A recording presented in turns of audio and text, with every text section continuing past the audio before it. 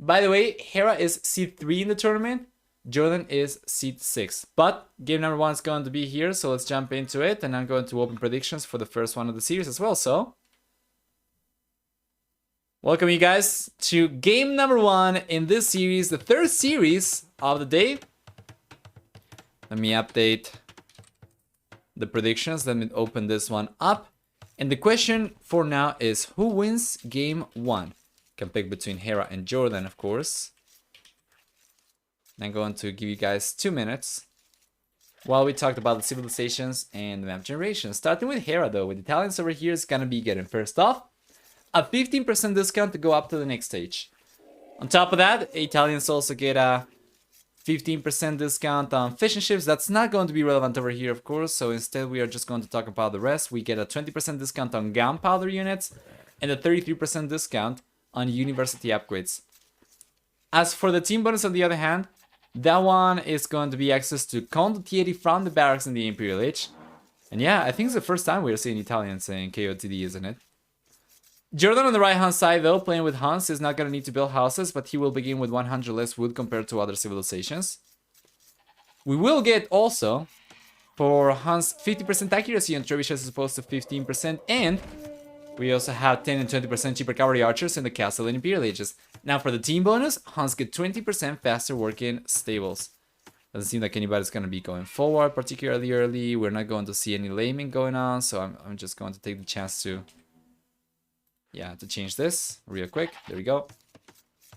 And yeah, I think Poles are underrated. Italians for the win. Well, Poles are super strong, and I feel like, well, they said that. Nikov actually said that in the interview. He feels like Poles and Bohemians can get picked, especially in the later stages of the game, or the later stages of the tournament rather, if you have special strategies prepared, because there has not really been a whole lot of time for players to get experience playing against those civilizations. So he said that probably pro players are not going to know quite well how to play against them. So we'll see. Maybe we'll see a lot more Bohemians. Maybe we'll see a lot more Poles in the future. We'll see. Anyway, we talked about the civs. Let's go and take a look at the map generation for each player. Starting with Hera. Let's get the main goal in the back. He's got the secondary goal on the right hand side, and the other secondary goal, you cannot see it, but it's right by the minimap over here. We have the main stone forward, and the secondary stone is towards the northeast. So yeah, he should have a fairly easy time walling himself up. Just connect the dots like this, like this, like this. He will be able to secure the stone, will be able to secure the gold over here, and also the wool line, unless he goes for walls like this instead, of course, in which case he's not really going to be securing the wool line much. If he wants to be a little bit, cheaper with the walls, he can also just go for something like from here to here, and then from here to here as well. It's going to be a little bit cheaper, but it's not going to protect quite as much.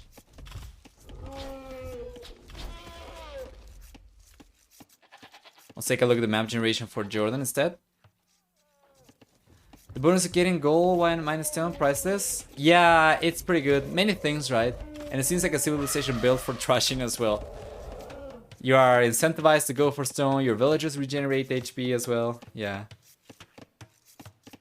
Let's take a look at this. For Hera, on the other hand, he's got the main goal forward, and he's got the secondary goal on the back, and the other secondary goal down south towards the left hand side. He's got the main stone to the south as well, and the secondary stone on the right hand side. And he's got also the woolens over here. Because he's so close to the corner of the map, he could very well end up going for walls from here towards the edge of the map. Something like this. And it wouldn't be too expensive, here to the edge of the map. And he will be able to secure the gold. He will be able to secure the stone. He will be able to secure another stone over here plus the berries. And then also 2 woolens over here potentially. So I think this is what I want to see him go for eventually. Especially because it also protects the berries. And I think he's probably going to be going for it. He's already sending villagers down south, so I'm expecting this to be the case for him. John should be able to realize where Hera is in a moment. Meanwhile, Hera doesn't know where JorDan is, like, exactly, but he knows about the resources. He knows about the stone, he knows about the gold, and he knows about the other stone over here. So he knows that Hera should be around here. Or the TC should be around there.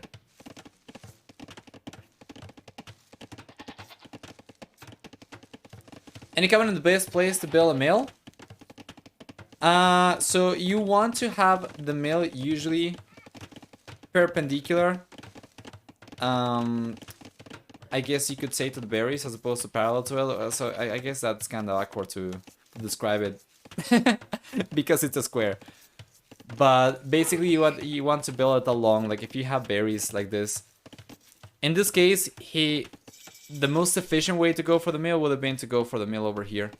But he's not going for it because it's a little bit riskier because he's got, you know, he's going to go for farms eventually around the mill farther away from the TC. So he's just going a little bit closer to the TC, but it's fine.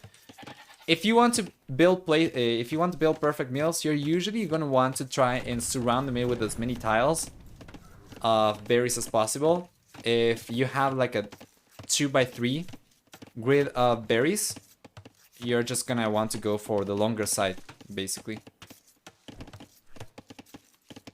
And then whether or not you build it closer or farther away from the TC, it depends on how your map generation looks like and what your plan is. If you're gonna be able to afford, you know, getting a more efficient foraging for a little bit riskier mill placement or not, that kind of stuff.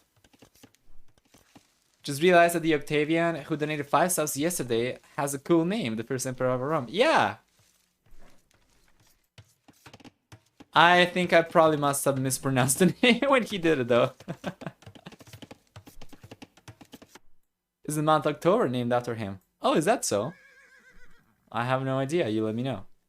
PLH is here already for both players. JorDan's gone up at the same time as Hera. We have scouts coming out. Actually, I think JorDan might have gone up a little bit sooner. No, it's the same time for both. And Hera's going to go for full archers while JorDan's got scouts coming out over here. You can see Spearman in position over here, but these villagers are going to be safe. He's already walled around the right-hand side of the berries, and then he's going to protect these villages with the archers, and then he can just garrison them if necessary. Meanwhile, he knows about the scouts coming in from JorDan, so he should be able to go for the quick walls around the wool line over here as well, and he's gonna be fine. Meanwhile, JorDan is going for the walls as expected. Yeah, he's doing a good job and he's gonna be securing so much. Since Hera is only on food units, JorDan doesn't need to completely close himself up over here by connecting both ends.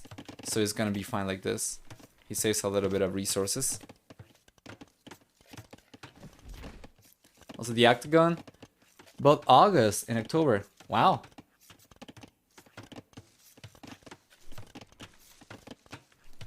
Hera always goes to ETCs. We'll see.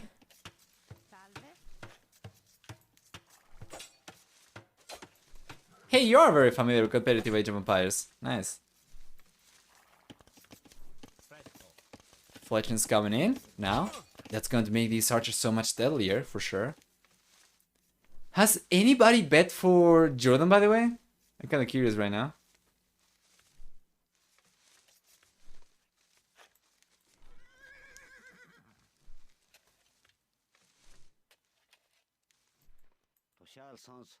There we go, JorDan's coming in.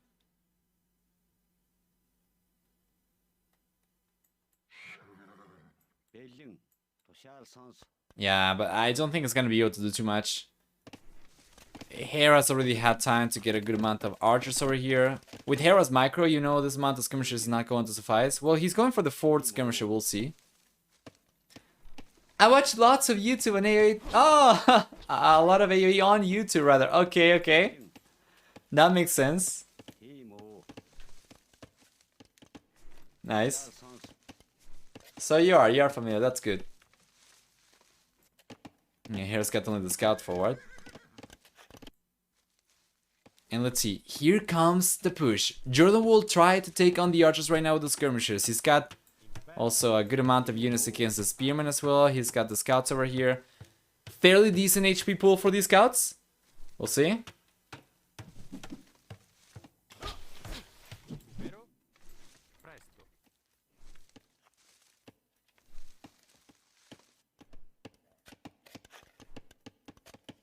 Here comes JorDan. He's going to end up pushing Hera away. Hera's going for the stable right now. Yeah, good reaction. It seems like he was not expecting the skirmishers. Now with the stable over here, should be able to hold on against skirmishers just fine. This is kind of tempting, but it would be fairly risky for Hera, or for JorDan rather, to send the skirmishers first, or to send the scouts first rather over here along the TC and just try to sneak in, just try to dive in, but yeah, it'll be too risky. So pushing Hera away from berries is gonna have to make do for the time being. There are 2 tiles over here of berries that Hera won't be able to collect anymore. 49 plus 86, that's gonna be 135, I believe. So it's a good amount of food that he's denying from Hera, but still the blue player will be able to go up, no problem, to the Castle Age. And that's because of the 15% discount that Italians get. Meanwhile, JorDan, on the other hand, he's going for another archer range, and he's going for a market. So he'll try to balance his economy, go up to the Castle Age, and by the looks of it, he's going to be going for cavalry archers. So far, very low idle TC time for both players for the most part. And yeah, both players should be able to go up fairly soon. Hera's already on his way up, JorDan's on his way up already. There's going to be a fairly small difference of only 17 seconds faster for Hera. Not enough for him to do much of anything. Meanwhile, JorDan over here is getting the 3rd archer range, and yeah, it's most likely not going to be cavalry archer push. While Hera is still sitting back home, sitting pretty over here with the archers. 12 archers, gonna try to get a few more up so that he can go for crossbow and whatnot. And yeah, I'm kind of wondering if Hera will be as bold as to go for the 4th archer range, or if he's gonna be sticking to 3, sorry, because we saw yesterday actually quadruple archer range, full cavalry archer production, and it allows you to get the first set of cavalry archers super fast. By the way, I watched the last Village series earlier today. Great casting. Thank you, Bailo.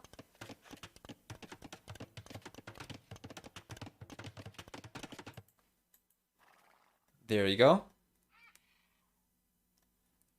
Yeah, I'll be casting that arena show match later next week, I guess, technically.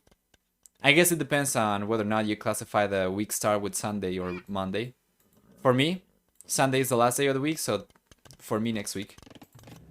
No, I'm not casting today. No way. This is going to be like 10 hours of casting. There is no way I'm going to be doing more than KOTD today. No. Are you ready for 2 more TC drop for by Hera? Okay, let's see. He's there. Doesn't have the resource to go for it, but he can go for 1 TC. No. He's just going for Crossman and Botkin Arrow. JorDan, on the other hand, is going to be going for Elite Skirmishers, going for Botkin Arrow himself. And yeah, it seems like he's not going to be going for Cavalry Archers right away. So what is the plan over here? JorDan got pushed away from gold. He's going to try and defend over here. Hera's already in a pretty good spot. Let's see if he's going to be thinking of going for a university. He should be going for one, in my opinion. And yeah, he's got the university on the way. We have the university on the way for JorDan over here as well. Both players going for the same.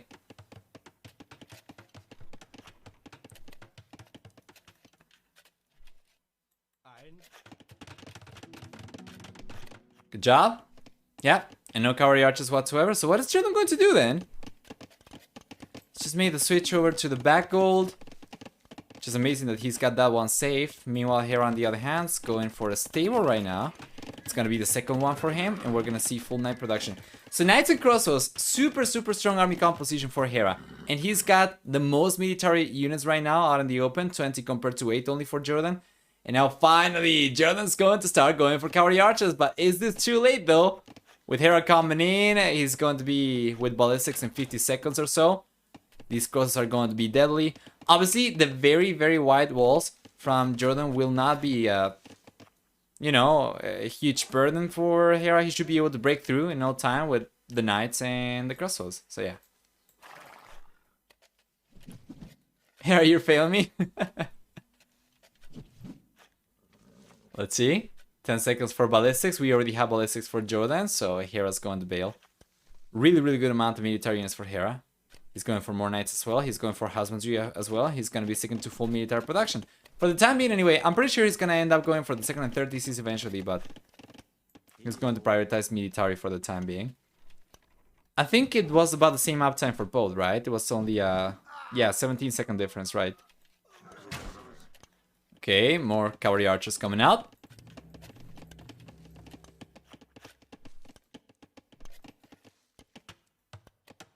Here he comes. He's got ballistics. He's got a good amount of cavalry archers, good amount of skirmishers over here. He can use the skirmishers to take the crossbows down. He can use the cavalry archers to try and chip away HP from the knights. But remember, we need 15 knights Sorry, we need 15 cavalry archers to two-shot a knight with chain barred armor. As Hera does not have chain barred armor just yet, that's going to be only 27 to one-shot and 14 to two-shot. As opposed to 30 for one-shot and 15 to two-shot if you already have chain barred armor. So, see? 11.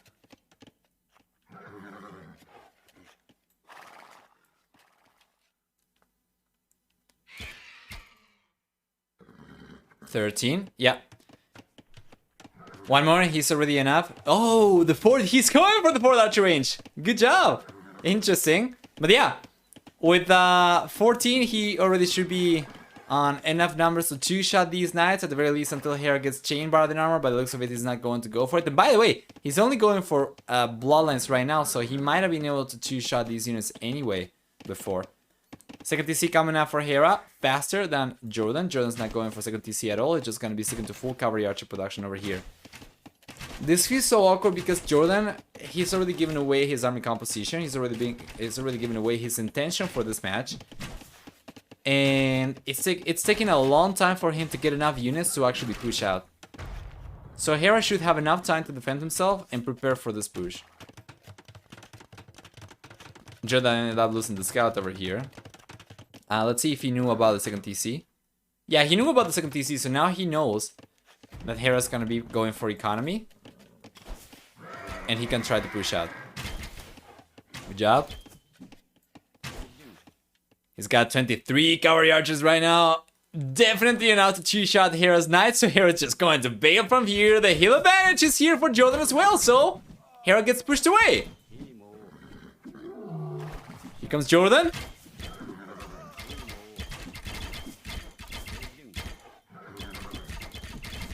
Overall, pretty good position though for the red player. Yeah. There we go. Good amount of skirmishers. Just gotta be making sure to target the crossbows with the skirmishers and not let the knights get to them.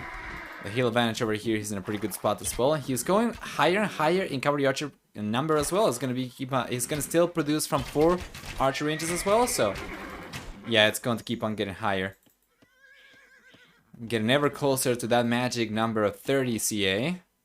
With the second TC coming up right now, JorDan's economy is finally going to be enough for him to keep on producing cavalry archers while also going for extra villagers.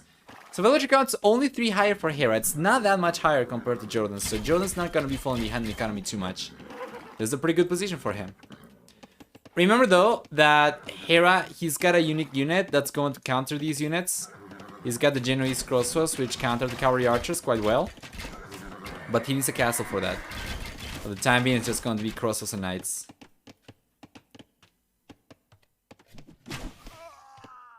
Good job. More cavalry archers coming in. He keeps on trickling the units in. And he's got him past 30. He's on 32. 33 cavalry archers. Good job. That's already enough for him to one-shot knights. And yeah, Hera's going for a defensive siege workshop. I think that's going to be the first one for him. So we're going to see some scorpions coming out. Meanwhile, we see the 30C on the way for JorDan. Faster than Hera though. He's only 4 villages behind. If Hera takes a little bit longer to get the 30C out, then JorDan's gonna be catching up and eventually surpassing the villager count as well. Interesting. Who wins in the unique unit fight this matchup? Oh, it depends on the numbers, but if you get good numbers, the Genoese for sure. Genoese are just going to chew through cavalry, absolutely, even against Tarkans. But you need a good amount of units.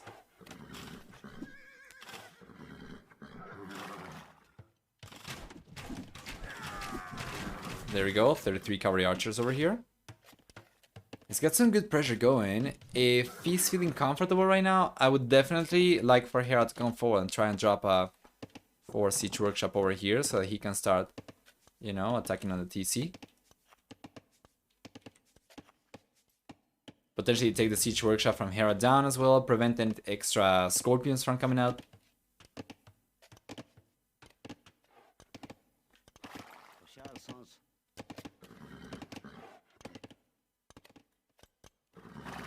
There we go, he's going around. This could be good. Hera still has a good amount of units, but these units from JorDan should be significantly stronger.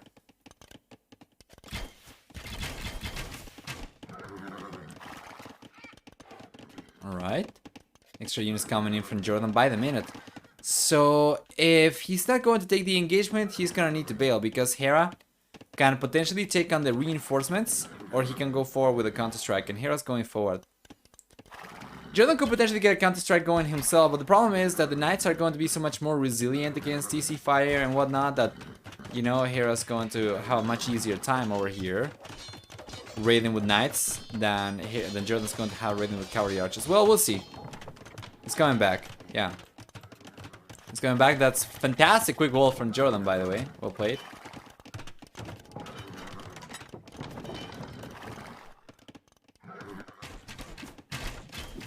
JorDan's ahead in villager count. He's ahead in military count. You know, his economy is not looking too shabby, honestly, and I'll certainly like to see him try to get the raids going a little bit harder. Right now, he's been super cautious. I feel like he's respecting Hera a lot over here, as he should, but so much so that he's not really taking advantage of the huge amount of units he's got. Okay, he's coming for this. He's going for it, guys. I think here it comes. The big engagement coming up. Now he's trying to get the surround going over there. It's gonna be taking on the Scorpions for sure. It's gonna be taking the crossbows over here as well, even though we have the hill advantage for Hera. We have a lot of units for JorDan. He should be able to clean this up, and even the Knights are not going to suffice. So these units from blue should get completely cleaned up. Well, Hera's going to get pushed back, and JorDan is once again retreating. Well, we have some skirmishers over here, but he's got a Scorpion. He's got so many Cavalry Archers. So letting Hera go up to the Imperial Age, while he's only now going for, for handguard. He's going for extra Scorpions. It feels like JorDan has been a little bit too shy about this army over here. I feel like he's been in a much better spot than he realized. And even though he's going to be able to go up to the Imperial Age himself very soon, he probably realized Hera's on his way up already. Yeah, I feel like he could be in a much better position already. Good attack round over there for Hera. And JorDan utilizing the market right now. Very good attack round over there for Hera.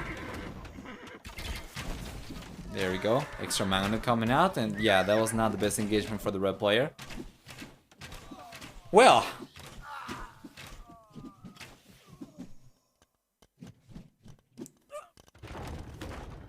There we go. Okay, Imperial Age is on the way for JorDan.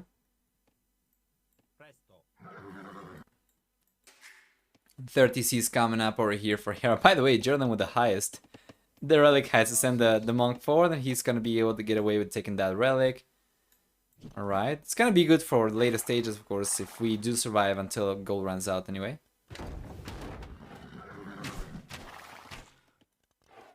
Yeah. Interesting that we are not seeing Genoese crosses from Hera at all, given that JorDan civilization is going to be so reliant on cavalry.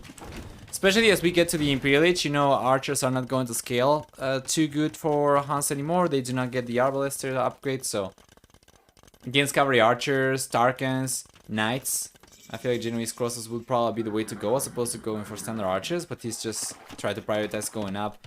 Now he's finally going to make a switch to stone, and he's going to be thinking of castles, but that's going to delay his Genoese crossbow switch so much.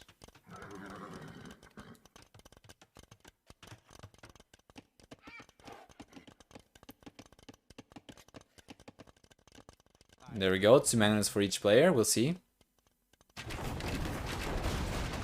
Well, that's actually pretty good for JorDan. That's good reaction from Hera as well, so it's going to be 2 for 2.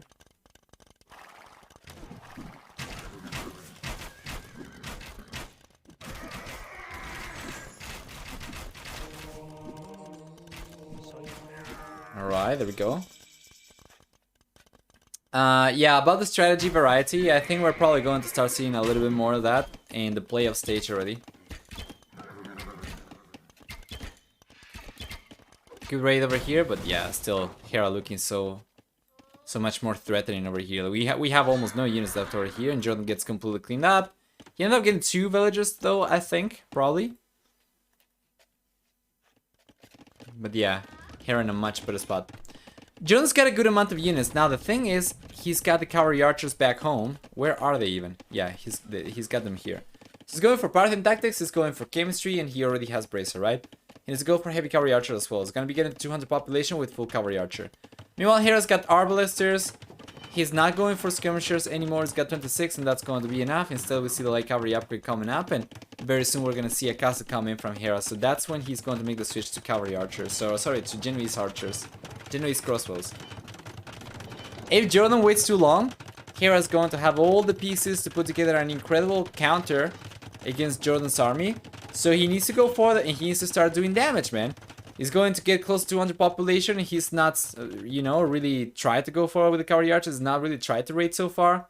It feels like super passive gameplay for JorDan so far.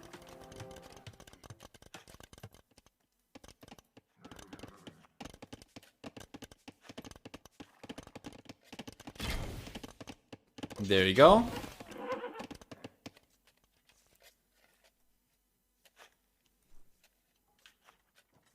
Yeah, he's trying to split the units up. That's actually pretty good though from JorDan, not gonna lie. Really nice unit control over here. Let's see. He's denying a lot of economy at once. This is what you want to do. You want to try and strike as many places as possible. So he's going to go for it. Meanwhile, Hera's getting the castle up, so he's going to be thinking Genoese crossbows. He still needs to go for the elite upgrade though. He needs to go for Pavisa to have them fully upgraded, but he already has ring arch armor, he already has bracer and chemistry, so it's pretty good. Plus ballistics and thumb rings, so it's pretty good still. Cannot do too much damage though by the looks of it. Yeah. We're just moving over to the left hand side. Very small amount of light cavalry over here might be significantly deadlier for Hera on JorDan's base, compared to the huge amount of cavalry archers JorDan sent forward and was unable to do too much damage with. A really good defense for Hera over here, so we are technically on 200 population for each player, although Hera's got more military units because of a lower villager count.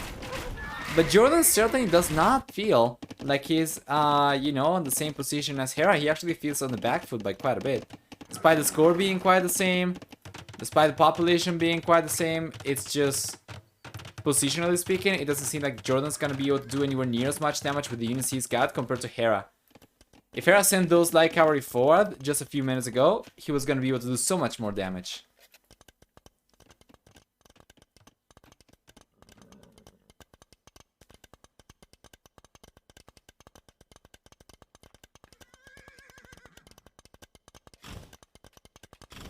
There we go. Hussar coming in right now for Hera as well. Remember, Italians get fully upgraded cavalry up until Cavalier for the Nightline units, and all the upgrades for the Scout line units, so they get fully upgraded Hussar. Pavise! Pavise's coming up. Okay. Still no Genoese crosses at all. It's just gonna be sticking to standard arbalesters. This is so interesting from Hera, and there's gotta be a reason for this. I think he's probably just gonna want to wait until he gets a lead, maybe? Yeah, honestly, like, Genoese crosses are going to single-handedly counter all of JorDan's units. Just seems too good not to go for, but seems to disagree. Well, he's got a good amount of units right now. He wouldn't be able to go, he's already popped capped, but at the very least, queue them up.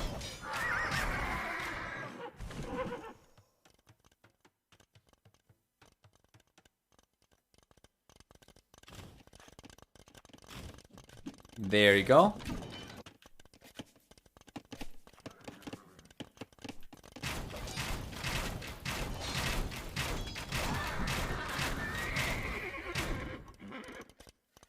Good job.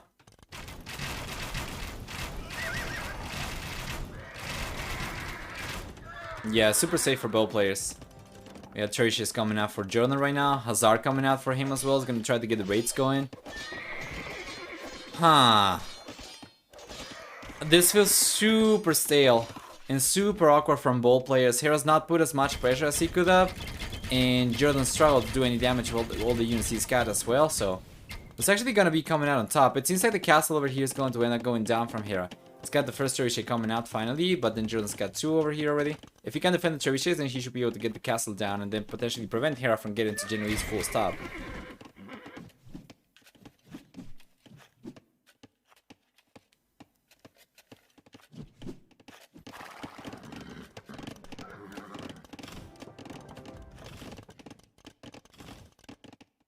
There we go.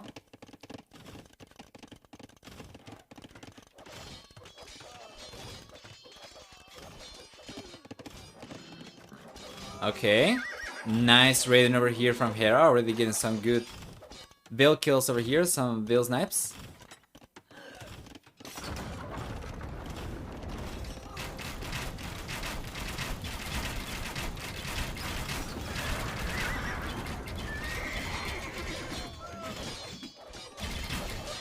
Should be able to take the castle down. Hera's going for another one right behind it. Come on, man. There's no way that's going to stay up anyway. Like, if this one crumbles, how is he going to protect this one? No. It seems to me like Hera's just trying to play to his strengths over here. He's just going to try and throw this one until we get to full, you know, post-aim Hazard War, where Hera really shines. But JorDan's doing a good job over here with the raids, with the trades rather. He's going to end up taking all the skirmishers down for sure. He's got a good amount of heavy cavalry archers still, and he should be able to take on the arbalesters too as well later on. I think he should know about this as well. No, he doesn't know about the extra castle now. Wow! Skirmishers are actually surviving over here. Never mind, and JorDan's getting pushed back. Interesting. Well, he knows about the extra castle right now, so he's gonna go and target it. I think that was a misclick. Yeah, rip. But he knows about the castle, and he's got 4 cherishes still alive over here, so he can send it forward.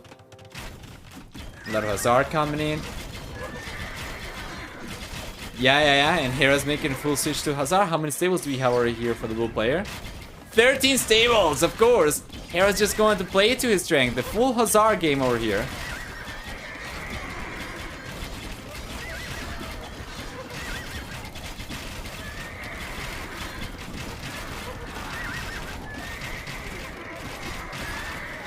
There you go.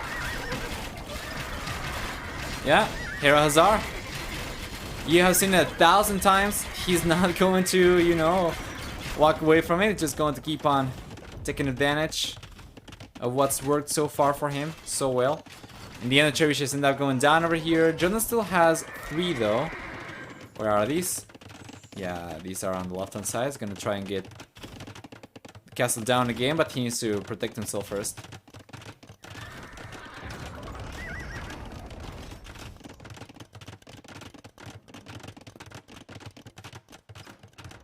More Hazard coming in from Hera. It's 200 population though. And he's got a lot of arbalesters still coming out, so that won't really allow him to get Hazard in great numbers. So he's got a very small amount of units over here to work with.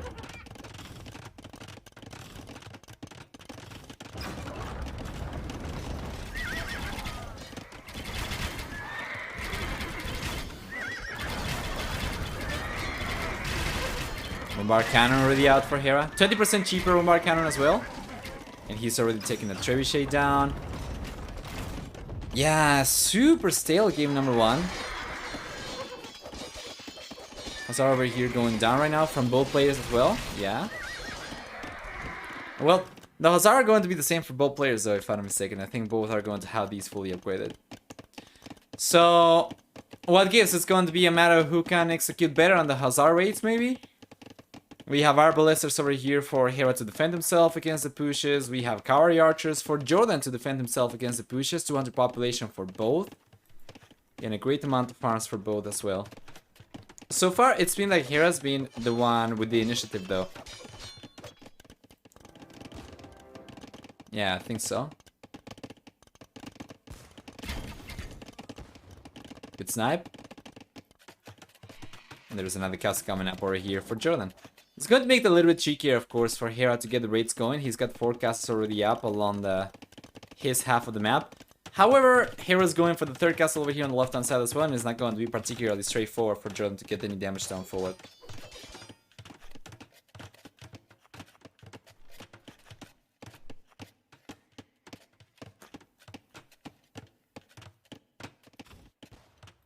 Still under pressure over here. Yep. It seems like players are just gonna keep on dancing in the center of the map. So yeah, what gives? Nobody's really going for that many units. We are still basically popcat from both players. This is a super stale position right now for both. We do have a larger amount of Hazard over here though for JorDan compared to Hera, so that could potentially make a difference, but it's not going to be by a huge margin. We have 26 to 22. Arbalests over here are still going to be able to hold on against Hazard just fine. Nobody really wants to get the first... Nobody really wants to engage over here though.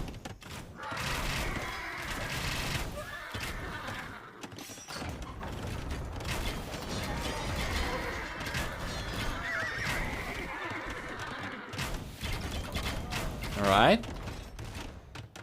Yeah. The Arbalests over here are holding on just fine. Seems like this castle might eventually go down though from JorDan. There we go. Yeah, I think like JorDan probably got tired of waiting where he's just going to go for the engagement. How many cavalry archers does he have left? He's got 19 Hazard, 39 cavalry archers. Meanwhile, here is some 55 Arbalesters.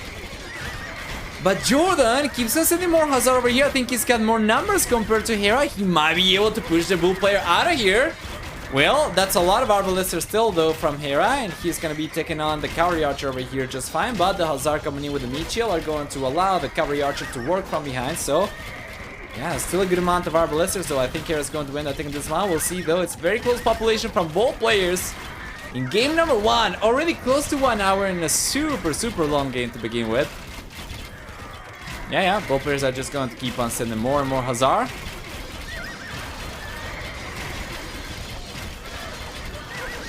There you are.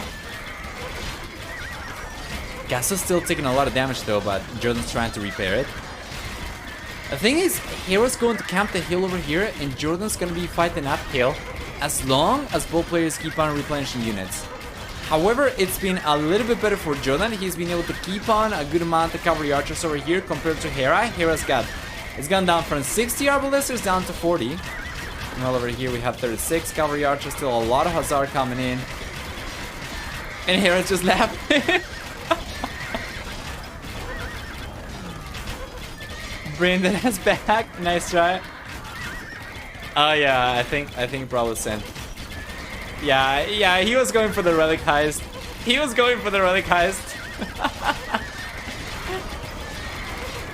What a production from JorDan, what a production from Hera as well. 3 relics already for Hera though, that's pretty good. Going to end up coming out on top over here. Jesus. My computer's dying, by the way. My CPU is just not good enough to keep up with this stage of the game. I do have a lot of extra militarians for JorDan though. He should be able to finally push Hera out of here. But Hera should have had a much stronger KD because of the hail advantage over here. In the end though, if JorDan can keep production going over here, he should be in a pretty good spot. Now the problem for him is that he does not have access to gold anymore. So he can keep on going for more cavalry archers. Now this fight, I think he was gonna be able to take, but only if he could have kept on going for cavalry archers.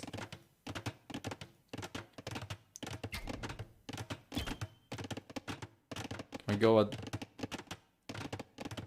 come on, fast forward over here? No, I can't. Jesus, man. We have so many units over here, so many range units that my PC is literally struggling to keep up with the game. Even if it's a 1v1 only. 400 population, it's a struggle.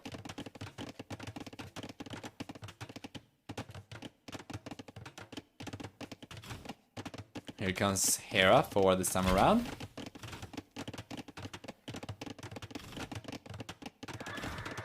Hans is running on the cogs and side note, is PC getting tired? Yeah. Oh boy, dude, I really need to update the CPU. It's just too old. And I remember when I was casting Drunken Forest, Rage Forest. When I was casting Rage Forest, it was like this, man. Every game, you get past like, you know, 1200 population or so, and it was going down to 1.1x, 1.2x. Measly Ryzen 1600 is not working anymore. It's not cutting it anymore.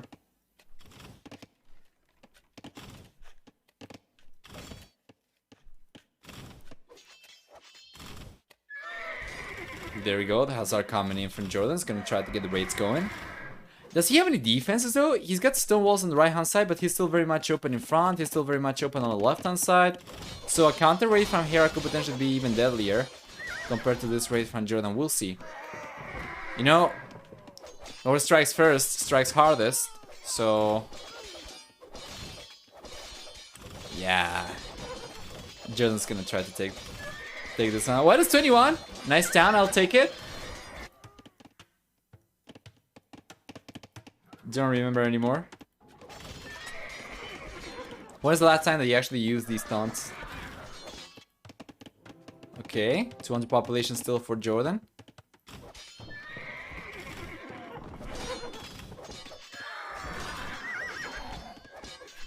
You know, guys, whoever loses the match over here, the series, is not going to get knocked out of the tournament. They are still going to have to lose another one, so it's not going to be as high stakes as the first two series that we cast today.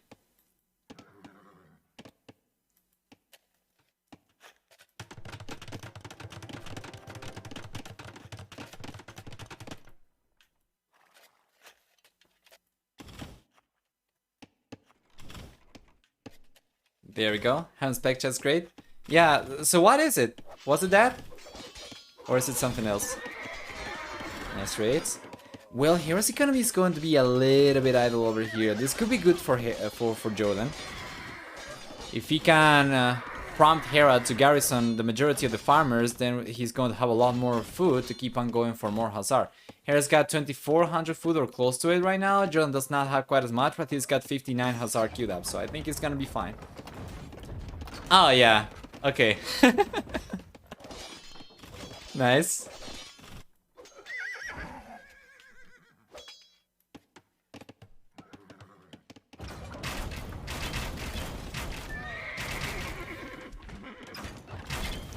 You should be able to hold on over here just fine. Yeah. JorDan's in a pretty good spot. A lot more farmers, a lot extra Hazard queued up. It seems like this is going to keep on going for quite a while.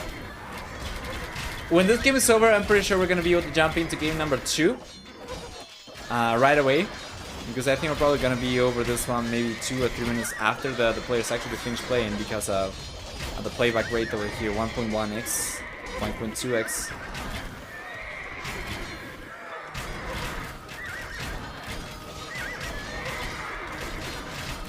Conversion coming up. Oh man, he's gonna try to go for the relic again. I don't know about this, man. Well, you know, JorDan's got the hill bench over here. He's got a good amount of cavalry archers, but Hera's going right after the TA. Meanwhile, JorDan's got a group of Hazard over here on the left-hand side. He's not utilizing, so that's going to buff Hera's army a little bit, or at the very least, that's going to leave Hera in a little bit of a better spot.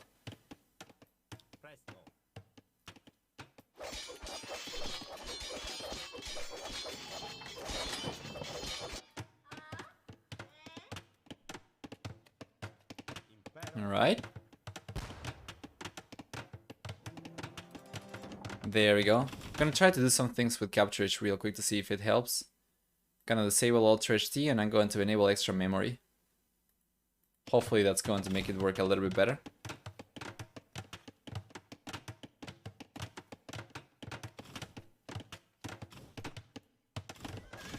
Was that I used a taunt 21, I siege uninjured my teammate's army instantly after. Oh no. Super stale still. Okay, there we go. JorDan realized about the idle scouts. Now he's sending the Hazard forward. Well, you know, JorDan can also be deadly with these Hazard raids in the late stages of the game, but it's what Hera is mostly known for. And for the time being, it seems like Hera's gonna be the one pushing down the center over here, while JorDan's gonna be trying to get the raids going. Once again, it's gonna be affecting Hera's full economy a little bit, but not too much. By the way, no heavy plow for JorDan? Come on, man. Hera doesn't have crop rotation right now either.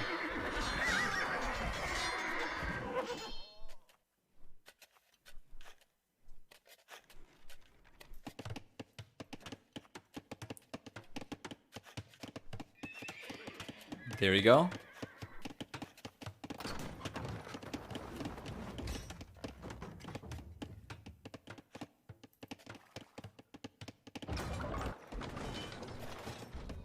JorDan might get cleaned up over there, but he's going to have more units coming out by the minute, of course. For our ballistas, we have 46 for Hera. JorDan's got 39. HCA. He's going for the engagement once again.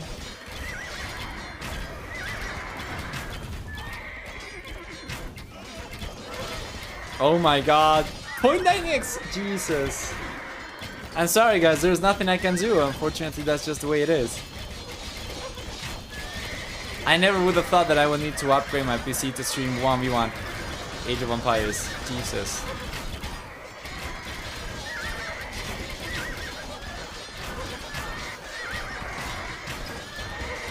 Okay, maybe he can finally break through and take on the Arbalesters.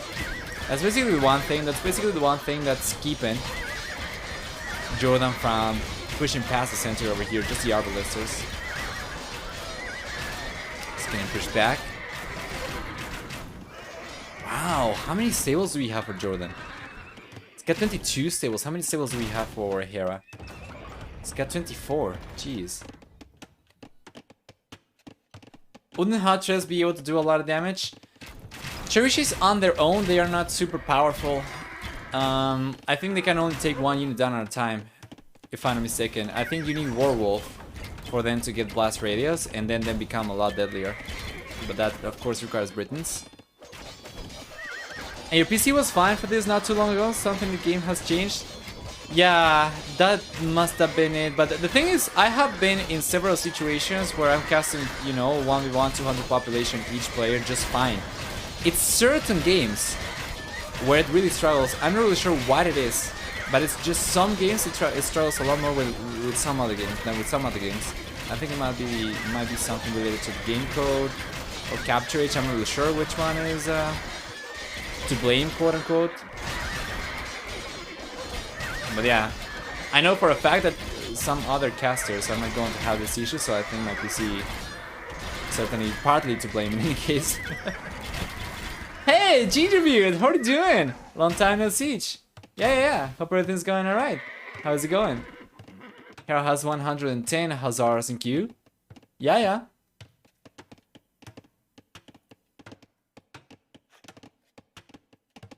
We have only 58 for JorDan. He's asking draw.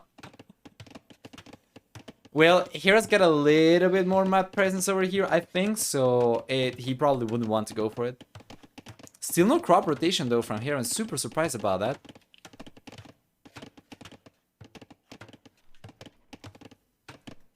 Open your walls or give me the relics. You can't have both, rip. Well, he's got 3, right? And the 4th one's going to be up for grabs over here still. Too many spectators may cause some problems, but I don't think anybody else is having this issue though. Are they? I don't think so.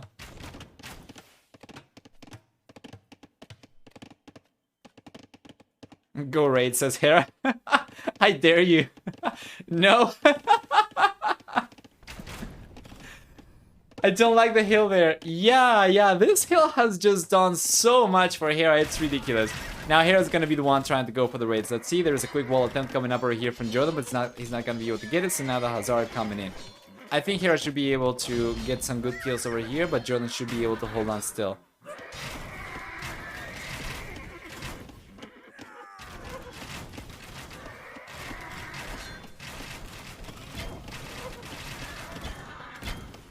There we go. Grace's Hillhawk, Hillrock Rose, too near Mine Town Center. No wonder though we're victorious, right? Yeah, my villagers killed the sheep for food, no wonder. No wonder you won.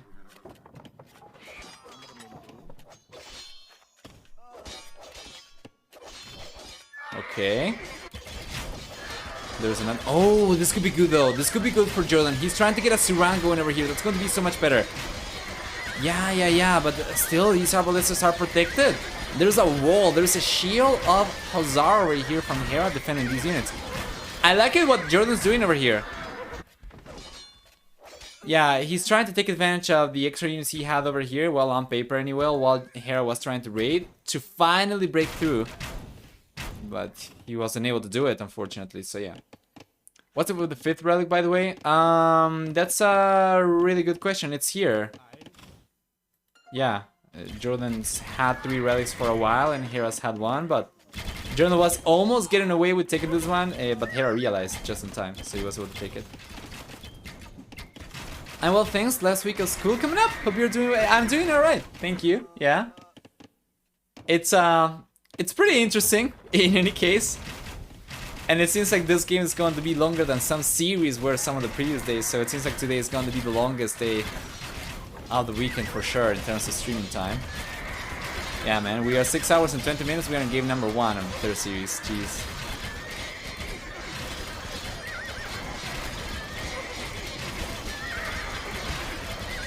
Here we go. Once again, another attempt from JorDan. Now Hera finally ran out of gold himself as well, so the relics from JorDan are going to come in clutch for sure. This guy might go down in the end.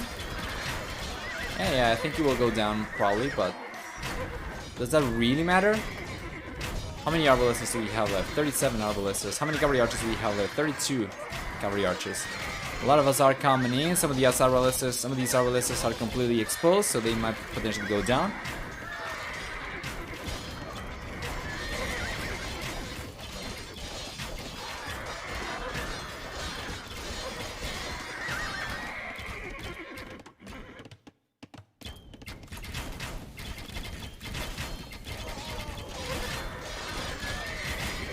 There we go.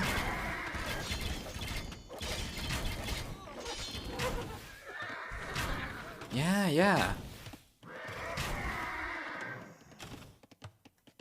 Foundation phase teacher. Doesn't that mean like primary school teacher? Oh man, I'm sorry. I'm just trying to seek some relief in the chat, man, because this game is just going to keep on going for 2 more hours and there is nothing new over here. Nothing else than just fighting, you know, bumping heads in the middle for like God knows how long. Nothing else than that's going to happen. My turn to go raid, says Hera. Oh, okay. Okay, and once again, JorDan says no. So, the castle stays up over here for the time being. These Hussars are going to take a lot of damage. And now JorDan's getting the quick walls up over here just in time. Good job. But then, because of the forward units from Hera, JorDan's gonna be able to finally get a good push going over here, I think.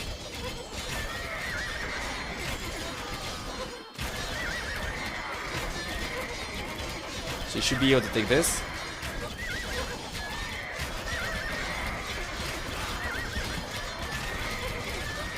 There you go. Yeah, but he's unable to break through still. And Hera's still gonna be coming in. I think he was able to do some good damage. Now population's going down for both players dramatically, but then they're both gonna be picking up right back out to 200 population each for sure.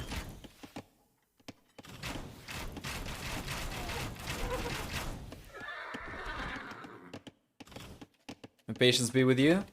Yeah, here in Argentina at the very least, like primary school, they have a single teacher for the entire class. So they teach math, they teach science, they teach history, you know, grammar. It's a single guy for everything. I'm really sure that's the case over there as well.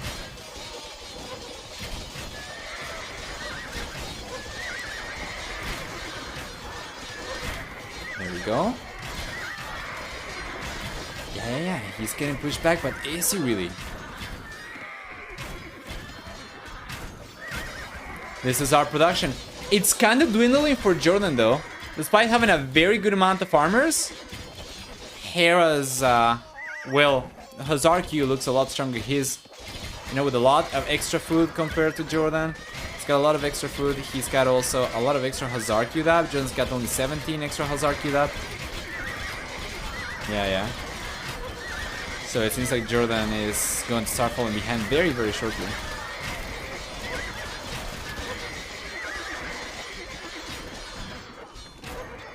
Yeah, that usually for grades 1 and 2, so ages 7 and 8. Oh, interesting. For us, grade 1 and 2 is 6 and 7 years old. It's farm count for Hera. Oh, okay, he's asking. Farm count for JorDan. 86 says JorDan. And Hera... Okay, JorDan says you. Let's see if Hera tells the truth. OMG. Yeah, but Hera's looking a lot better actually. Hera's just going to 90, yeah, of course. Oh god, KD is absolutely ridiculous over here, yeah. They don't want to make rams, or we wait till then. Nobody's going for rams, nobody's going for anything. It's just going to be full Hazard production. Architecture is coming in for Hera, okay. He's going for Hoarding as well, so his castles are going to be significantly stronger. He's got Masonry already. Yeah, with Hoarding and Architecture is going to go up quite a bit. JorDan, on the other hand, he's got Masonry himself as well.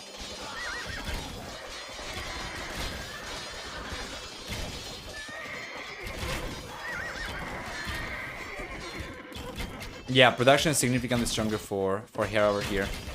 If he can get a good trade over here and start pushing forward once again, he's getting the raids going. Good job. Yeah. If he can keep this going, then he should be able to take this one. He simply will have more units to play with. My god, man, this is going so slow for me. Alright, JorDan's coming through. Okay. 78 farmers for JorDan. Hera is indeed going up to close to 90 farmers. With a stronger full income right now and a much stronger, you know, Hazard queue. Hera's looking pretty strong. He's not really queuing from all the stables though, so he's not going to produce quite as fast as he could, but... Oh no, I think actually he is queuing from all the stables. It's just that he does not have enough population space to go for quite as many.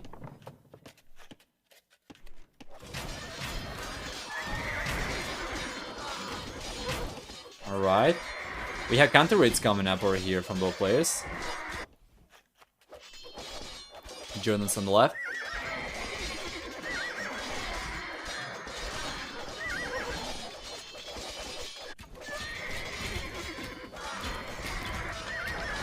It's a dramatic slowdown you often see in movies, just missing the sad music to accentuate the tragic slaughter. That's actually a really good point, yeah. The unit's dramatically running into battle. Dodging arrows. Yeah, but now Hera's starting to look a lot stronger, guys. Come on, JorDan 122 population. He cannot keep up with Hazard production anymore. As long as Hera can keep on sending the units forward, then it's going to be a matter of time until JorDan calls it GG, because, well, he cannot keep on producing quite as much. Yeah, I'm not really sure why it's going down to, you know, 320 population, and still, it's going slow motion, but I think the game's going to be over very soon. I mean, take a look at JorDan's population, it's just not going to be enough. Overall, KD is going to be about, you know, 5 to 4, so 1,000 to 800 over here in favor of Hera. And JorDan, it seems, yeah, my pop is low, he's saying. That's gotta be it, guys. JorDan? He's not going to call it? And Hera says, nah, you're probably 200 just big. Are you allowed to lie, though, in the chat? Play mind games on your opponent. I'm not really sure. We had some tournaments in the past where players would use the chat to distract their opponents so that they can get away with raiding and stuff like that. That actually got frowned upon. I'm not really sure there are any rules about KOTD for that in KOTD anyway. But yeah, JorDan is legit much lower population compared to Hera. Hera's gonna keep on going for the raids, roaming around. And now it seems like he's finally gonna be able to get some good damage done. Yeah, and the villager count's gonna keep on going lower and lower for JorDan. I mean, overall villager count 85 right now is going to be lower for JorDan than the amount of farmers Hera's got. So yeah. The game also starters for some players now. Kills you mentioned once. Yeah, interesting.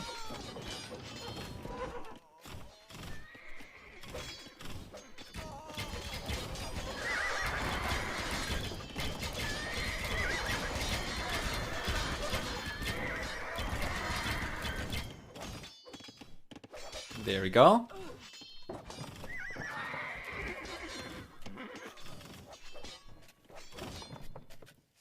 Yeah.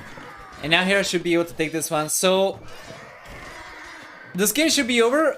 JorDan's not calling it just because he's not taking too much damage just yet. But Hera should be able to get some good pushes going. Like for instance, you know, the castles are going to be exposed. If he could afford trebuchets, and he's got one trebuchet queued up for instance, he's gonna start chipping the castles down as well. Yeah, and that's going to put him in a much better position. You know, on paper, we could potentially see 5 games this long. It's Arabia after all.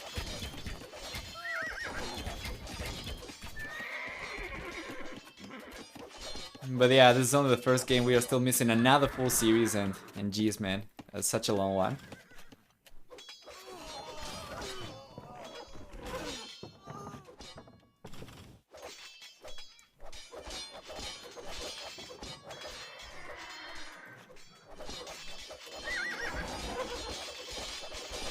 There you are.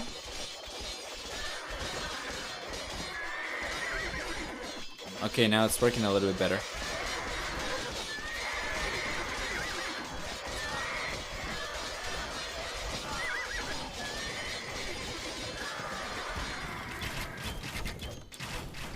Okay, I can just imagine chat yelling for Genoese. Oh man.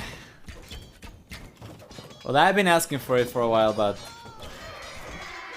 yeah, you can just imagine. Well, it works out for you, yeah. JorDan knows that the game is lost already. He's just not called it yet. But he's going to start losing the castles. He won't be able to keep these up for very long, and yeah. And Hera says, I have no gold, man. You denied the relic. That is true. Technically, Hera could potentially go and take this one because he's got control of this area already, but let's see.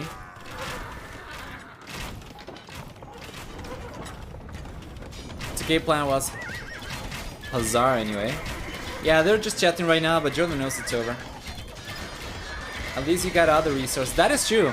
That's what I was saying earlier. Map control is significantly higher for Hera, so yeah, he was going to have plenty of extra wood, for instance, compared to JorDan for later stages of the game. Yeah, yeah.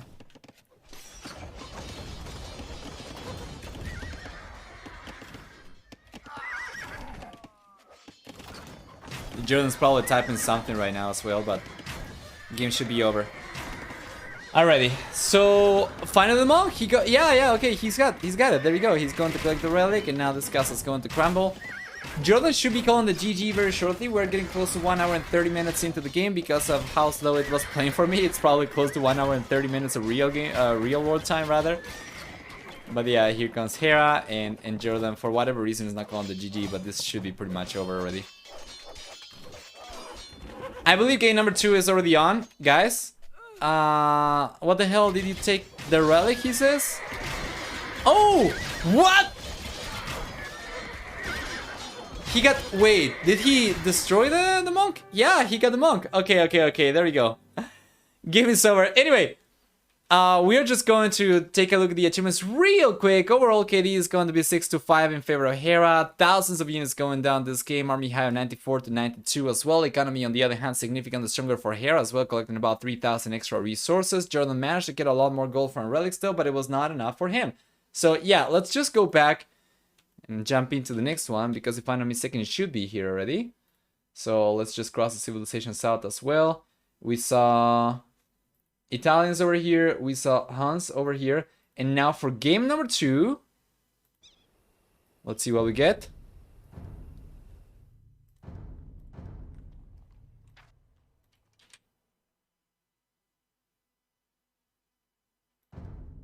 Should be coming up. Yeah, there we go. For game number 2, we are going to have Vikings versus Khmer.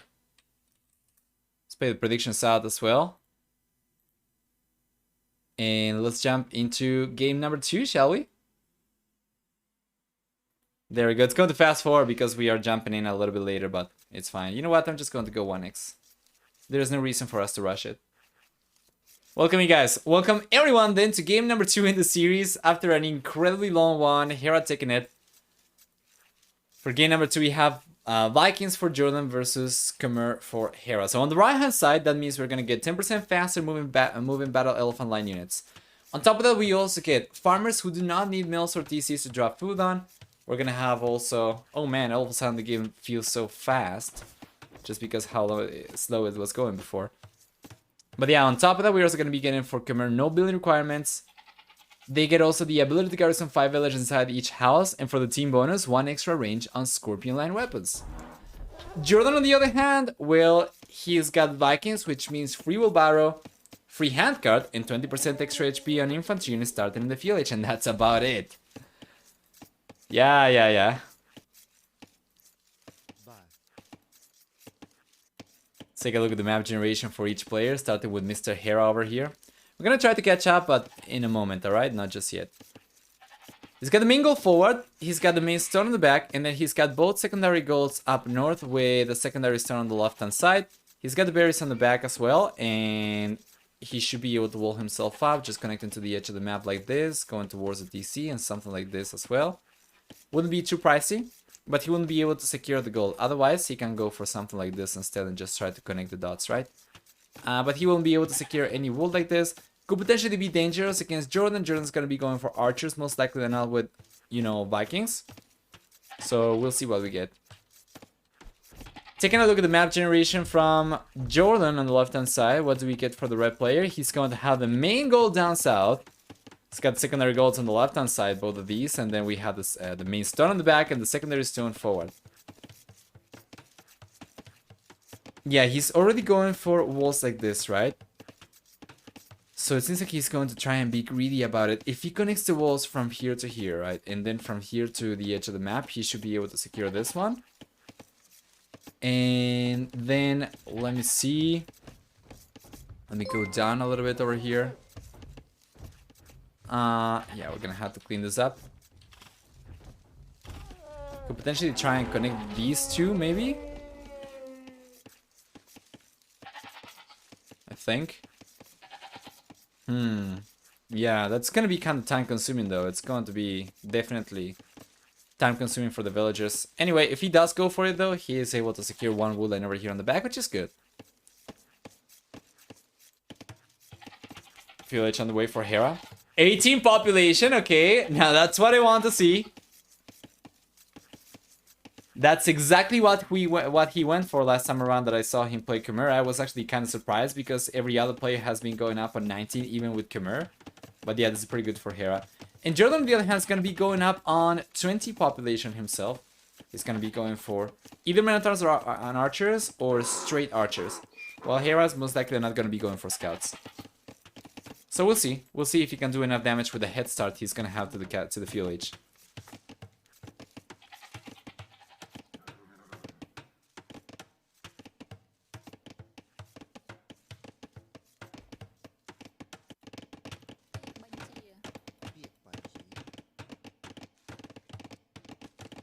There we go.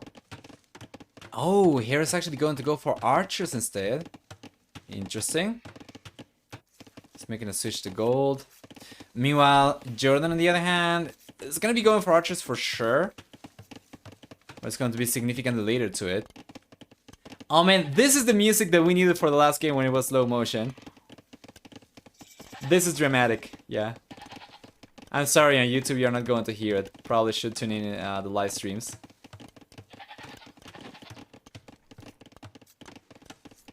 Yeah, there we go. I love this song. For anybody watching this on YouTube, the song that we are listening to now is called Love and Will, and it's from the Age of Empires 2 soundtrack. One of my favorite tracks for sure.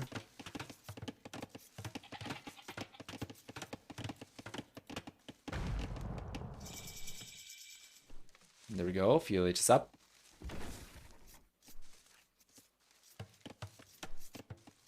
And a stable for JorDan?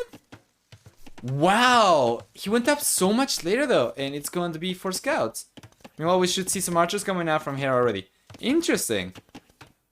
Take a look at the walls he's going for. It's going to be connecting over here to the edge of the map as expected. From the wool line to the TC as expected, and then over here on the right hand side as well. Yeah, he's going around the goal as well. Okay. Meanwhile, JorDan is already going to be connecting the edge of the map up north over here, and then he's going to be either thinking about connecting the walls from here to here, or from here to here. We're going to see which one he goes for.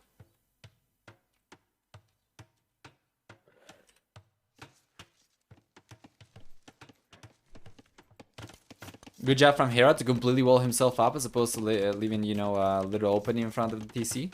That's good.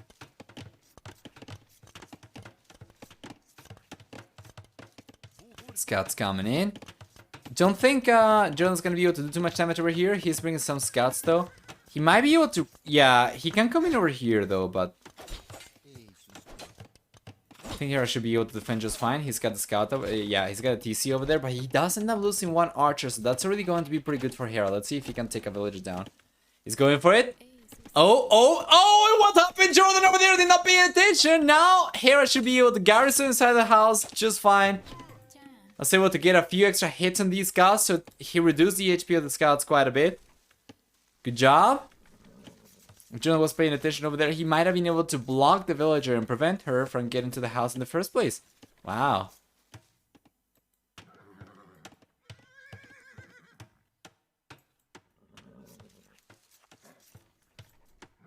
Let's see.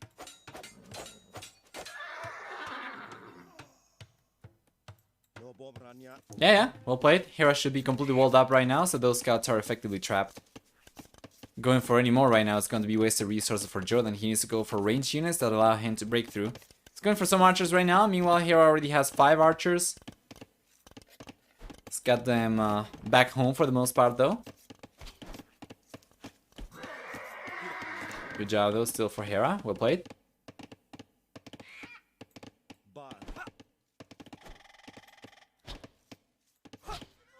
Yeah, and he should be able to finish that scout off eventually. So yeah, what is the plan? JorDan's still very much open. He's going for the walls up north and to the right-hand side, but he's still not walled the south of his base. He's got an archer range coming up over here. If he was interested in connecting both these woodlands, let's see if he even knows about it. He doesn't know about it, but yeah, if he was interested in connecting both these woodlands, he probably would have gone for something over here instead. Now that means that he's probably going to try and connect both this and this woodland down south. And that will allow him to secure this woodland in the back as well, but he has not scouted that one just yet. He only knows about this one being safe. How are the series before? Oh man, today it's been amazing so far. You know, I think the best day of this weekend. We had amazing first 2 series. To be completely honest, I probably like the second one a lot more than the first one. But yeah, it was still pretty good. And then this one is already looking fantastic as well. I'm gonna be without the net for a few days. How can I download them? Download them? Well, after the stream is over, you can use a, you know, I don't know, an online Twitch bot downloader, where you can just paste the entire VOD, the URL for the VOD, and you can download the whole thing. Games have been crazy today, yeah.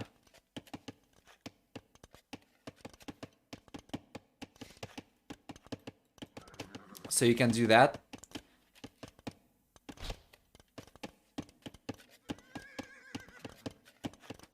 Good job. Totally I missed most of the Winchester set. Well, that was the best set in my opinion from today, so far anyway. We'll see how this one goes. It's had a very strong start though, Hera versus JorDan, to be fair. So yeah.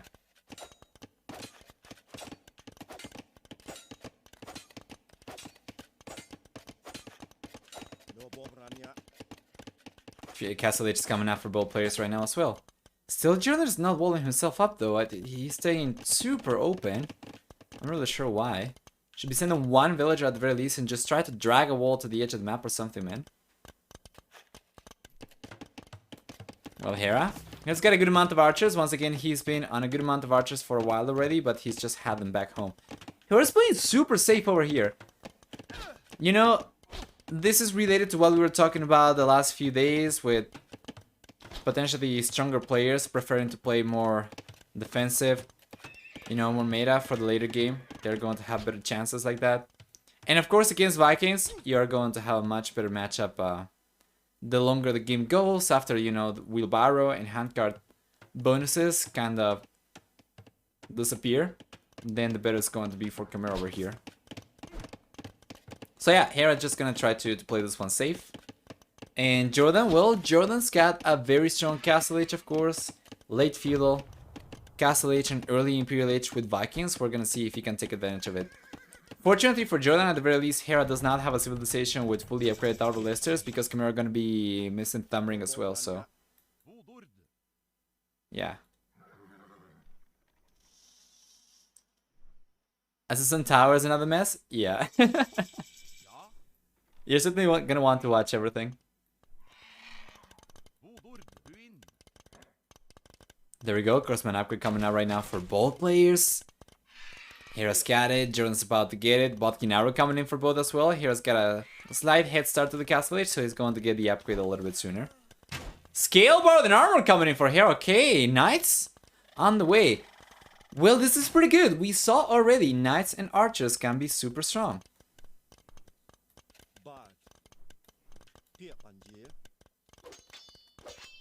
Ballistics on the way for JorDan.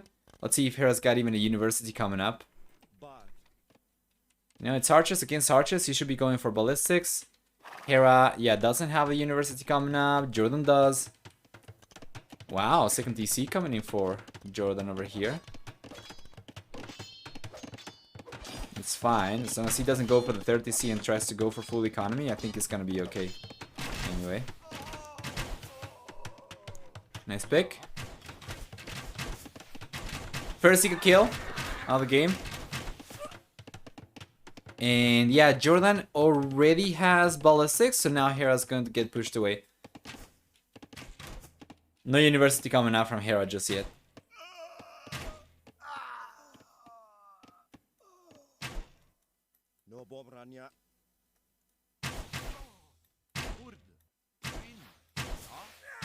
Good job.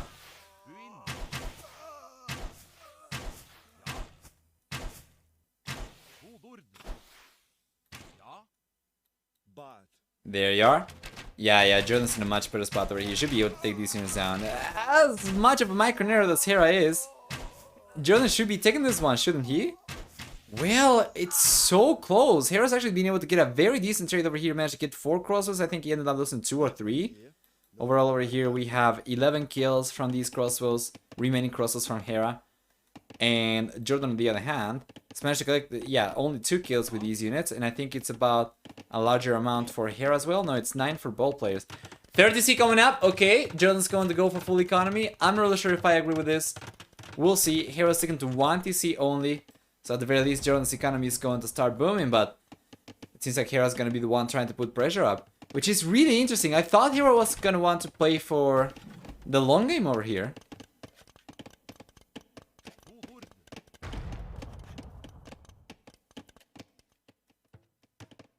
Defensive Siege Workshop coming in for JorDan. He should be able to defend just fine.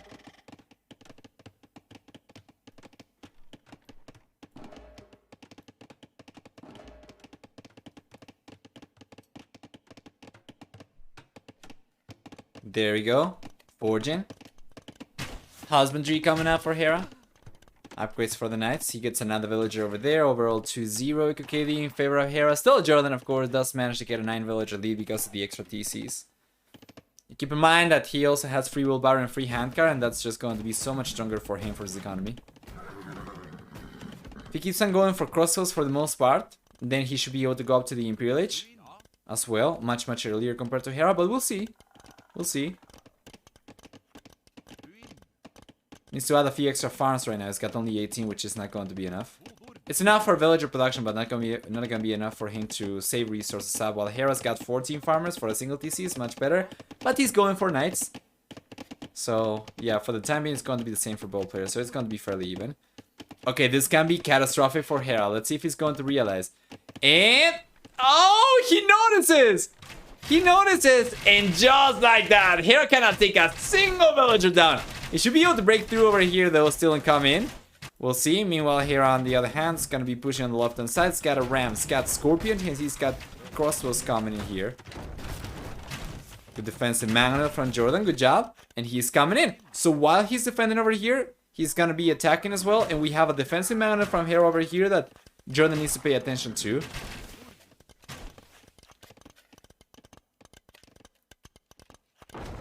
That's a great attack round, but very good reaction as well from JorDan.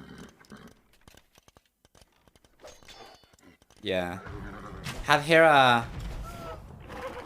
Yeah, if he had that mangonel a little bit closer, he might have been able to get a very nasty shot.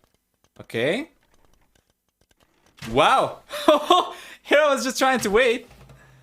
for the splits or something before getting the attack, and JorDan was patient over there and he was able to get a better trade. He's getting pushed out though. Needs to go to the wool line and try to go around. Yeah, he's trying to pay attention over here as well because we still have this push from Hera happening. But yeah, JorDan's in a pretty good spot still. He still has more military units compared to Hera, for instance. And, you know, he's got more villagers as well by quite a bit. He's got 22 extra villagers, so JorDan's still looking strong. I think he's gonna end up cleaning the knights up over here, most likely. Yeah, and Hera's unable to keep on pushing, so it's a pretty good position for JorDan overall. Well, he's going to get cleaned up over here, but it's fine. He still has more military units compared to Hera.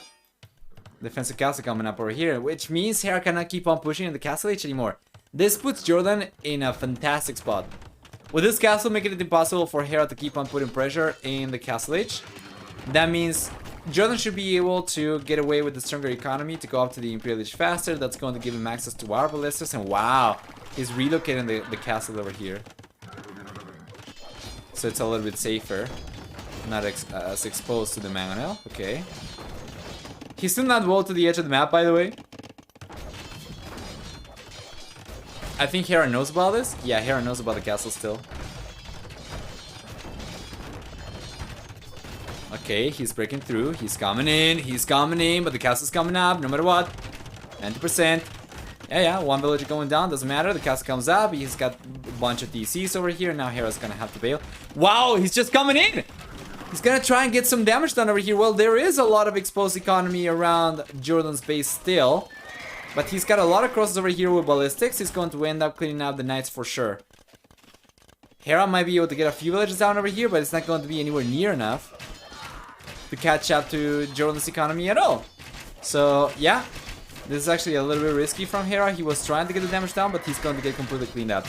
He was able to get a bunch of villagers though. Take a look at the Eco KD overall. 20-1 Eco KD ratio for JorDan, which is amazing. And still, JorDan on 21 extra villagers. Imagine if he hadn't lost these villas, he probably would be on 100 and, you know, 102 already.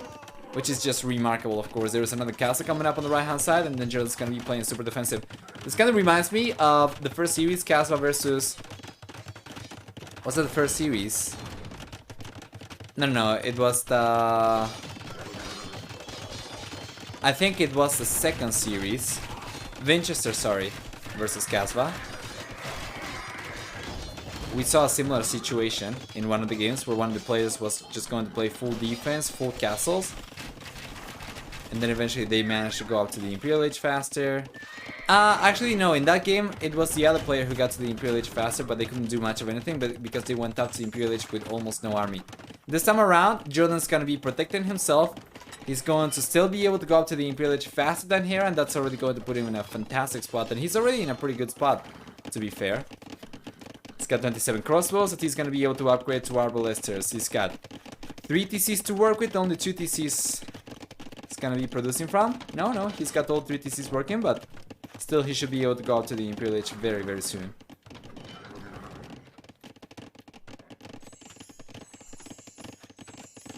There we go, he's got the buildings, he's got the resources. And Hera, well, Hera's not falling too far behind, you know, he's gonna be on his way to the Imperial Age very soon as well. But he's got him beat. If JorDan gets to our ballista, bracer, chemistry, then he can come forward. There is nothing Hera's gonna be able to do to defend himself against that. And then potentially with like C-Tram, I think, yeah, JorDan's gonna be able to get the push going for sure, but it's gotta be careful. Hera's going out to the Imperial Age himself. Let's see. Double 4 Monastery, nice, but why? I'm actually not really sure. Williams, whoa, hey! Thank you for the raid. Very much appreciated. I hope you had a great stream.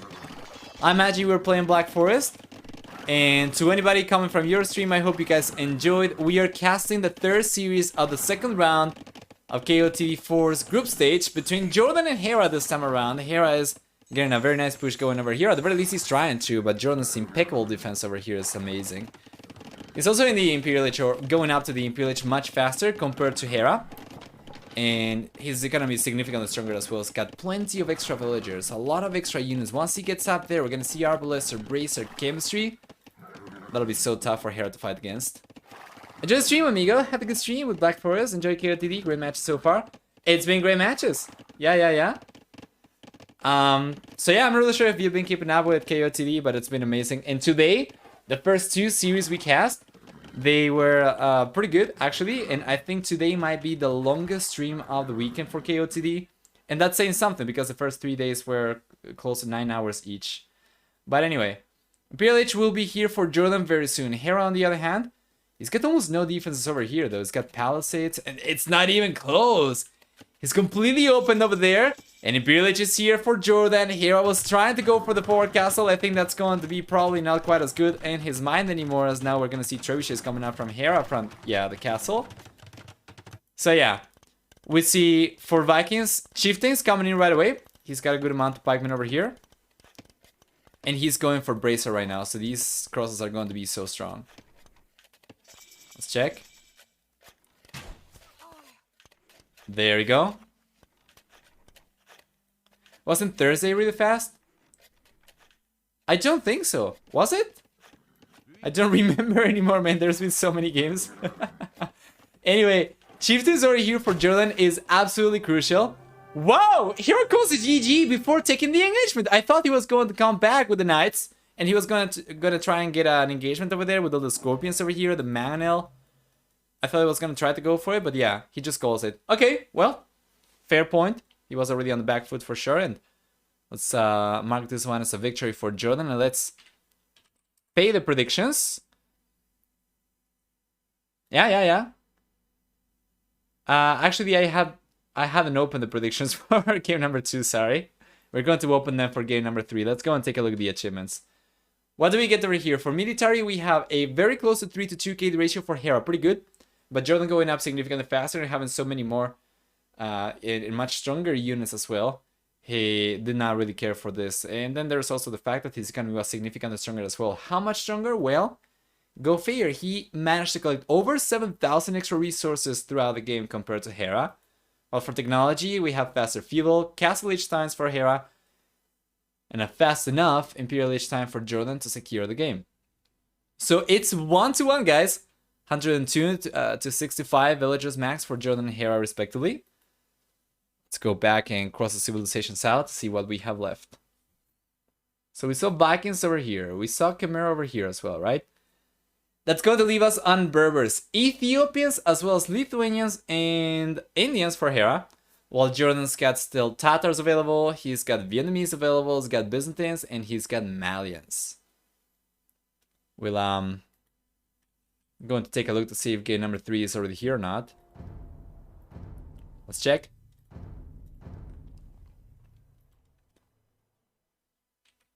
Search for Mr. Hera. Do we have a lobby? Is the game here maybe? Kinda hoping that the game's here already, because game number 1 was so long that I'm kinda hoping there's going to be no downtime at all for the rest of the series. Hera knows games too much to try in this position. Well, yeah. I guess he could. Yeah. I guess he probably just ran the simulation in his head, and he determined it was not worthy of actually pursuing. I cannot find the game. I'm gonna try Mr. JorDan.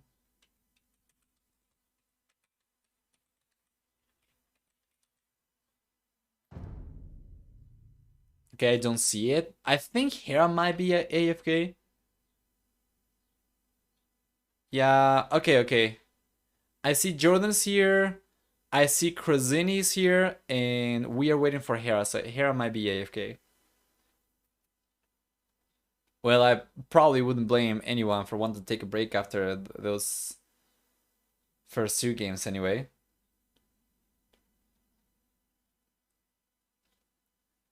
Next weekend we are going to have best of 5 for the deciders, and then we are going to have best of 7 for the quarterfinals, right? So I think it's going to be Friday the deciders, best of 5.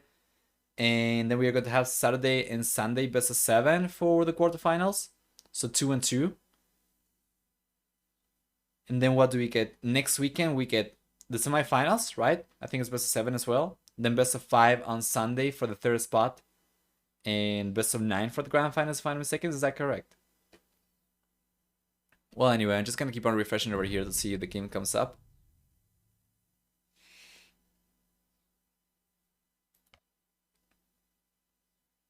Some random people joining the game. Some random people joining the lobby, rather. So yeah, I'm actually not really sure if there's a... Well, super fast. By the way, guys, if you're watching the stream and you were not aware of our VOD section, you're missing out. Let me show you while we wait for the game. If you go to my channel, like this, right? Shut up, Nova. And then you go to, there we go, the video section over here by clicking on Nova AOE. You go to the video section and go to videos over here. Well, you can see that we have a playlist for KOTD with all the series that we have cast.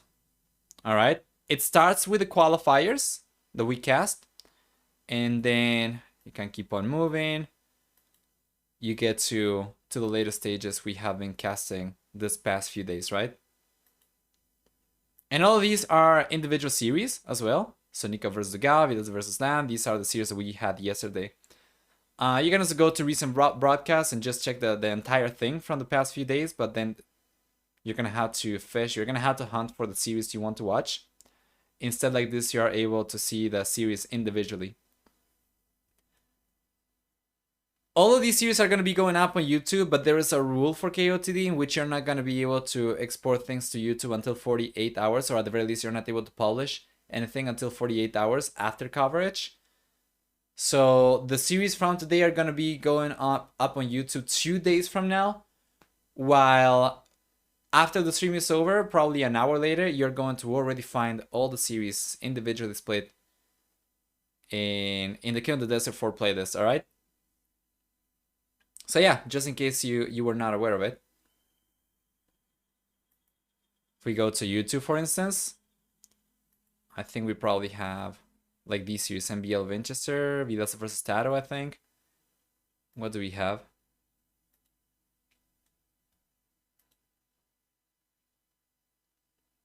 Yeah, MBL versus Winchester, the Viper versus Casva. These are 2 days old already.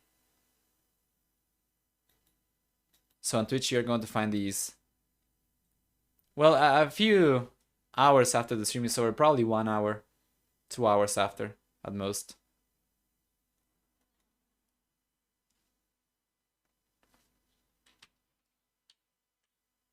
Let's see. I'm gonna try to keep on refreshing over here to see if we have the 3rd game coming up already. I think it's already on the way. We might have some spec delay to wait through.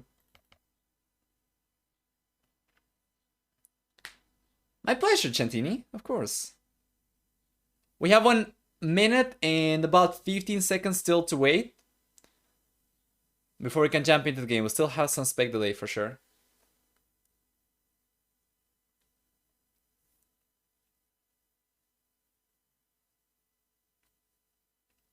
I can tell you the civilizations though. We're gonna have for Hera Berbers and we're gonna have for JorDan Byzantines, which is pretty interesting.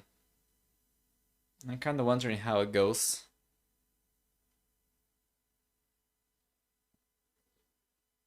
We'll see. I think we can potentially open predictions up for game number 3 already. Let's actually go for it. Start prediction. Who wins game number 3? Hera, JorDan.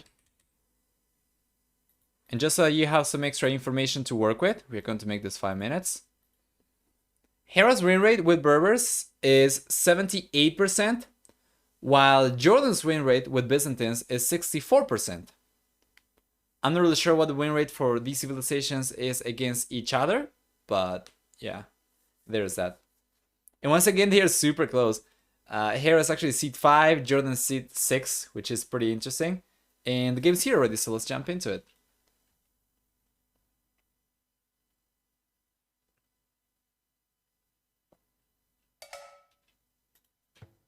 There we go. This is also very useful information for anybody watching this on YouTube, although I think probably most people would have skipped all that time between the games, probably. But yeah, anybody watching this on YouTube, just so you know, because the games or the series are going up on YouTube only 48 hours after the live coverage, if you go to my Twitch channel and you're on YouTube and you're not following on Twitch, what the hell, man, just go and drop a follow. You can go to the video section of my stream on Twitch, and then you're going to find the games pretty much split into individual series in the KOTD playlist in the video section of my Twitch channel, much earlier than on YouTube. And usually that's going to be the case for most games as well, because for YouTube I need to make the thumbnails and I need to do a lot of stuff. So yeah, just so you know, you're going to have the choice. YouTube's going to be more convenient. But on Twitch you can find the content a little bit, a little bit sooner. So yeah, starting with JorDan on the left-hand side with Byzantines. We are gonna have, for the bull player, first off, 10, 20, 30, and 40% extra HP on buildings in the Dark Feudal Castle in Imperial Age. On top of that, we also get for Byzantines 25% cheaper Skirm, Spear, and Camel Rider units, as well as 33% cheaper Imperial Age. He gets also free town watch and free town patrol, and for the team bonus, we're gonna have for Byzantines monks healing units 100% faster compared to other civilizations. For Hera, though, playing with Berbers, that means he's gonna be getting 15 and 20% cheaper stable units in the castle in Imperial Age, which is pretty good. And that's actually not going to be quite as cheap as it's going to be for JorDan to go for camels, for instance, but it's still going to be pretty cheap. Especially in the Imperial Age, it's going to be able to catch up a little bit. However, besides that, we also get for Berbers 10% faster moving villagers, with the team bonus being access to Genitors, which are like mounted skirmishers, but pricier.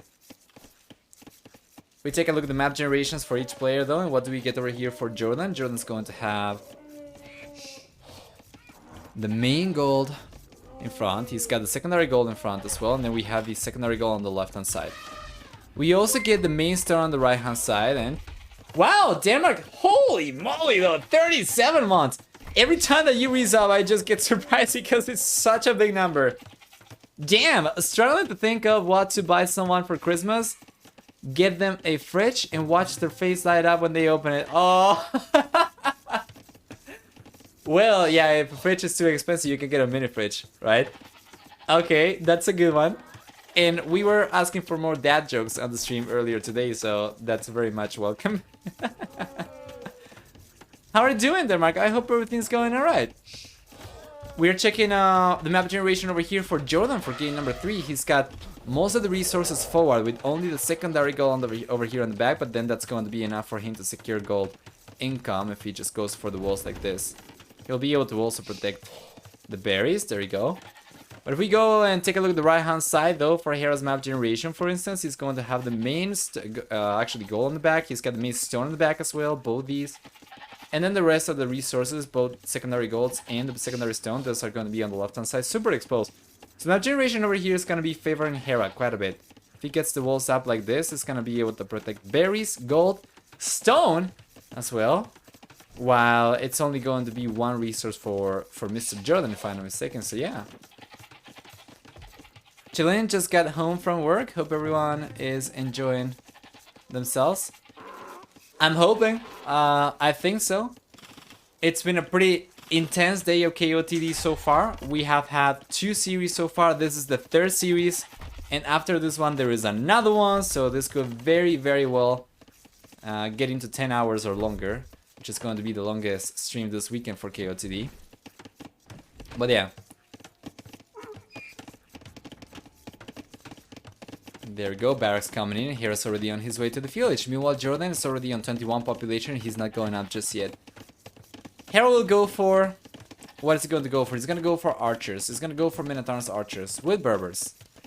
While JorDan, on the other hand, is probably going to be thinking of the same, although he's going to be going up on a slightly higher villager count, so he's going to be a wee bit stronger. Should be able to secure this goal as well. Not that he's going to need it though with Byzantines, to be fair. But yeah, every time that I see Byzantines, I just kind of think how cool would it be to have a similar game to what we had between Cito and ACCM in the first series. If you don't know what I'm talking about, you probably should be going back and watch the series because it was a pretty good one, and that game in particular was pretty interesting, to say the least.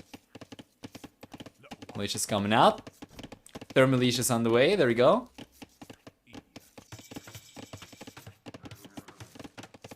All right.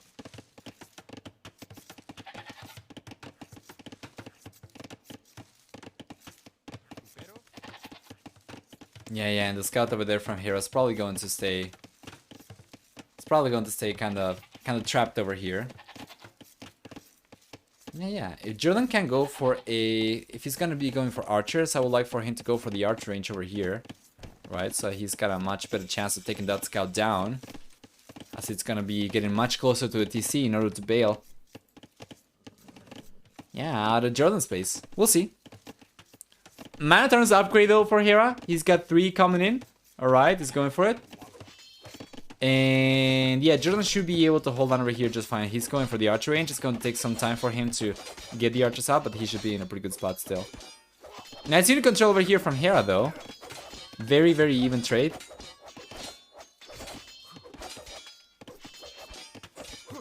Oh, nice. He got an extra hit on JorDan. Well played. That's very good unit control.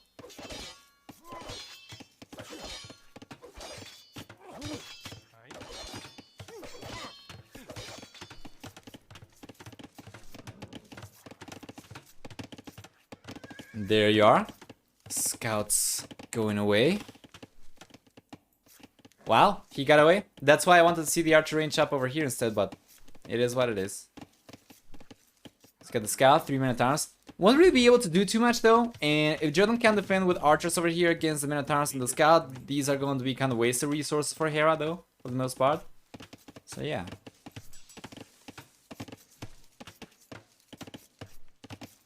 Good stuff overall though.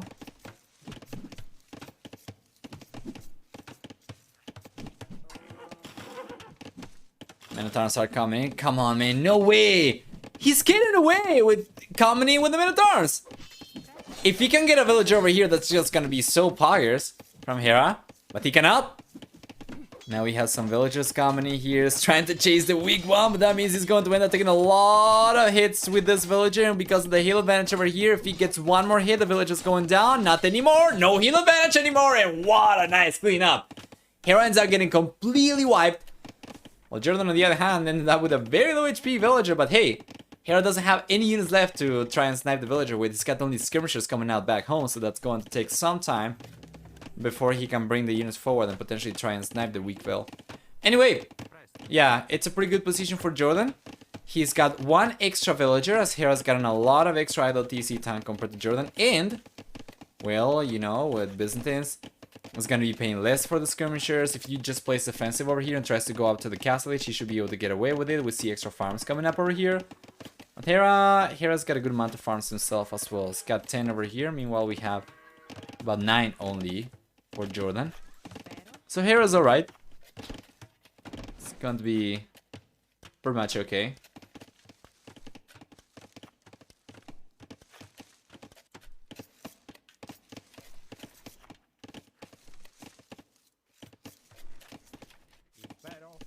See?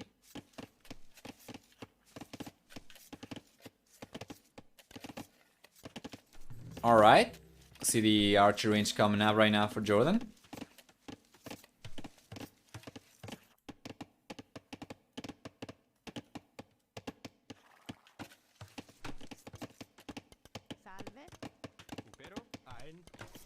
Yeah, with that archer range, it's gonna be in a pretty good spot already to start massing the units up and potentially get a very strong army to play with in the castle age.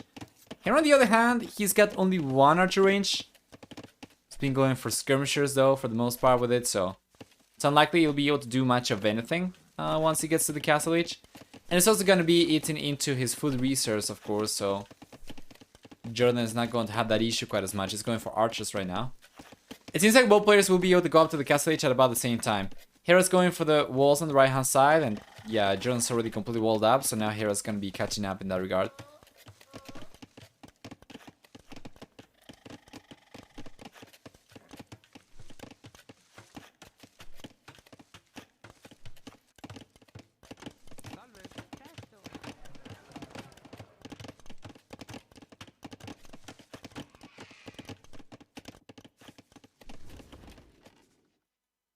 Okay. Wow. JorDan's just abusing the market like there's no tomorrow.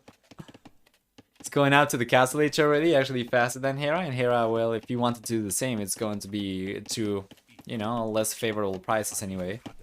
Depends on the operation, but certainly want to be the first one to use it. Good job.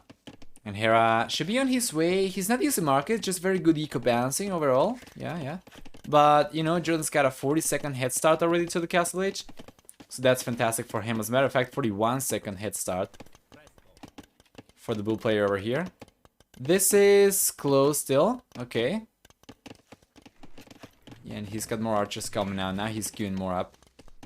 Actually, he's going for more skirmishes. I'm not the biggest fan of this. I would certainly prefer for him to go for more archers instead, but yeah, I understand he might be expecting archers from Hera, and skirmishes are going to be good against that, but he's not really going to be able to do too much damage forward. And also archers will be a lot better against potential knights, you know. So, yeah. What gives? Is it just going to try and save the resources going for skirmishers to keep the numbers high? I mean, he still has a good amount of archers. On top of the skirms. Stable coming up. Yeah, that's gonna be the first one.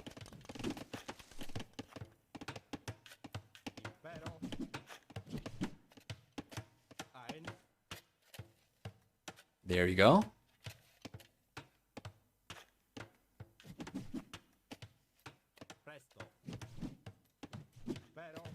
Yeah, that's pretty good.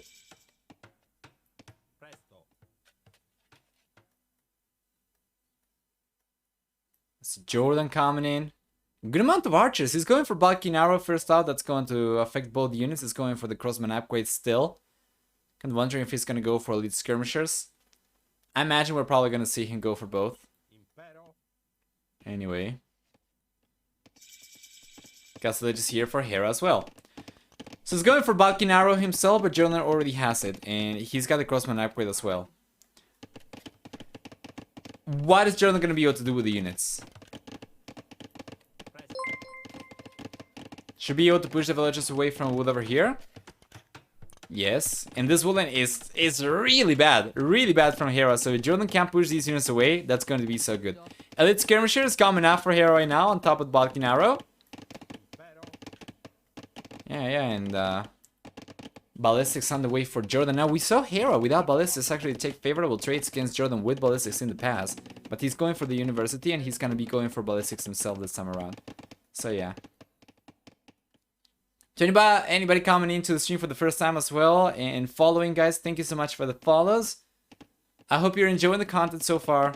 Big shout out once again to Mem for hosting this tournament and to Microsoft, Finstech and Meshuga for sponsoring, of course, the tournament and making it open casting as well for everyone's enjoyment.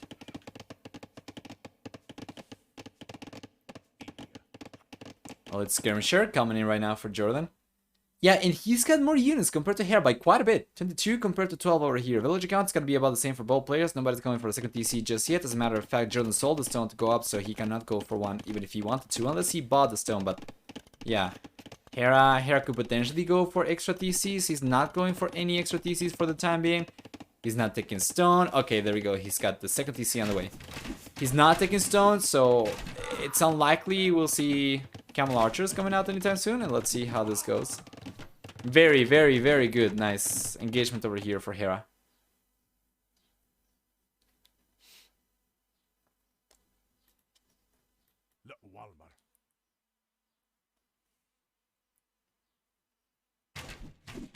There we go.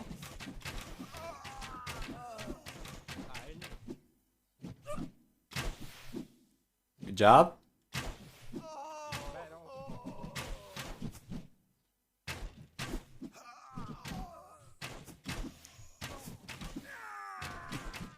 Yeah. He might be able to clean the units up though, but he's already been taking a lot of losses. And this is what I was talking about. Hera's unit control is, you know, second to none, maybe only to Leary. But that was pretty good. Overall, KD is still a little bit better for JorDan though. Definitely could have been a lot worse for Hera.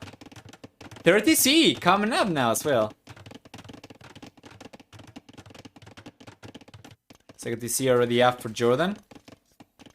He's taking some stones, so he'll be able to go for a 30 TC very soon. For the time being, villager counts a little bit higher for JorDan. We have no wheelbarrow for Hera, just a little bit of, you know, idle TC time here and there, but he should be able to catch up right now. Yeah, same villager count. Or close to it. And then Hera should be able to start getting ahead after the 30 TC comes up. Yeah, this one's coming up for sure.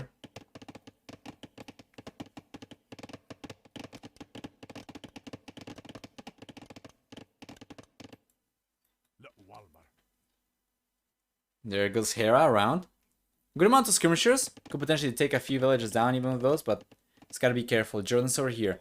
Now, the thing is, JorDan's got only crossbows on the hill. He's bringing the skirmishers back right now. Oh, but Hera's going to take the hill. He's going to take the hill, so let's see if JorDan can. I'll micro Hera over here. So far, he's lost 2 units. He's managed to get 1. Okay, that's going to be a fairly even trade. Yeah, you can see Hera overall with this army has been able to get about 11 kills. Meanwhile, JorDan's army, on the other hand, has been able to get only 6 kills. Now it seems like Hera's finally going down. Good job! Good job! Hera ends up taking this. JorDan ends up taking this one, rather. Well played. Yeah. And we'll see wheelbarrow on the way. For JorDan, while the 30C is coming up as well, villager count's about the same for both players. This is pretty good for the both player. He's got a good amount of units left over. He can go forward, he can try to push villagers away from resources. You know, he's got enough skirmishers that he's gonna be able to take villagers down super easily. With these skirmishers in the castle age already with Bucking Arrow, these are going to be as strong as fully equipped fuel age archers. They do not attack quite as fast. They're still going to be enough to take a few villagers down here and there. Yeah, you can see. Hera's going to respect the skirmishers and garrison the villagers. Scale bar and armor coming in for Hera.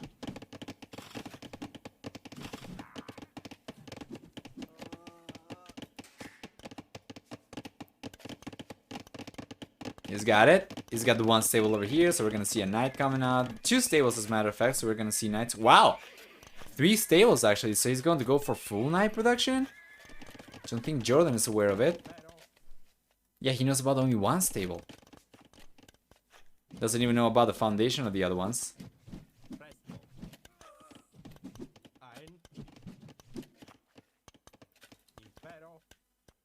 Husbandry coming in for JorDan. And he's going for camels.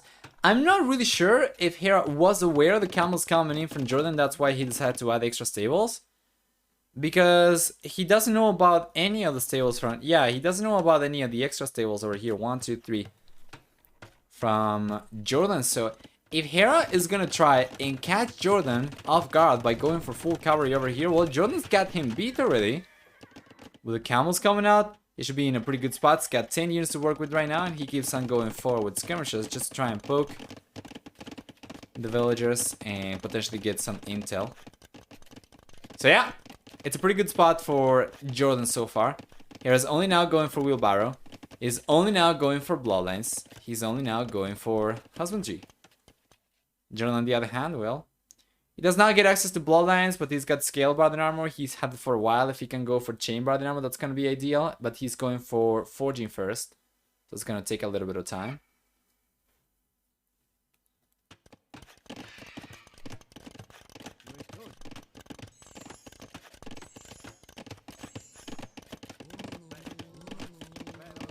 Let's see. Good snipe. Oh, he lost this. Yeah, he lost the scout.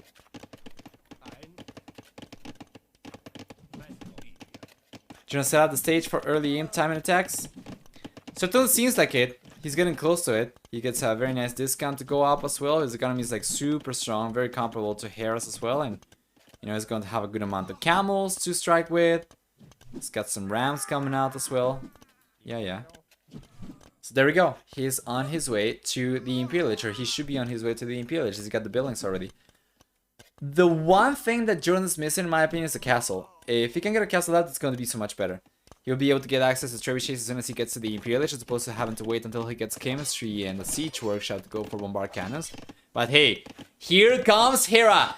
And take a look. I think Hera was waiting for JorDan's score to drop before starting spamming camels. But now JorDan is actually letting the cat out of the bag. His insane amount of camels over here is going to be enough for him to hold on against Hera, and he's going to be getting to the Imperial significantly faster. I think that was calculated. I think that was calculated from Hera. I think he was trying to get the spam going after JorDan clicked up. But JorDan already has some defenses prepared. This is really good for the blue players. So far, it's got 36 to 22 military units. The village count is going to be a little higher for Hera compared to JorDan though. But we see Chamber and armor coming in over here. He already has forging. We see a much larger amount of camels over here for JorDan in front. He's got the hill over here to work with as well, and some crosses as well. So it's a pretty good spot. He's producing from 4 stables as well, while Hera is going to be producing from 4 stables, but he doesn't have the resources to go up to the Imperial. So it's a pretty good position for JorDan, sorry. All he needs right now is make sure that he does not take an engagement against the same amount of units on flat ground, because then he's going to get flattened. If he can take an engagement and take advantage of the hill, then he should be in a much better spot.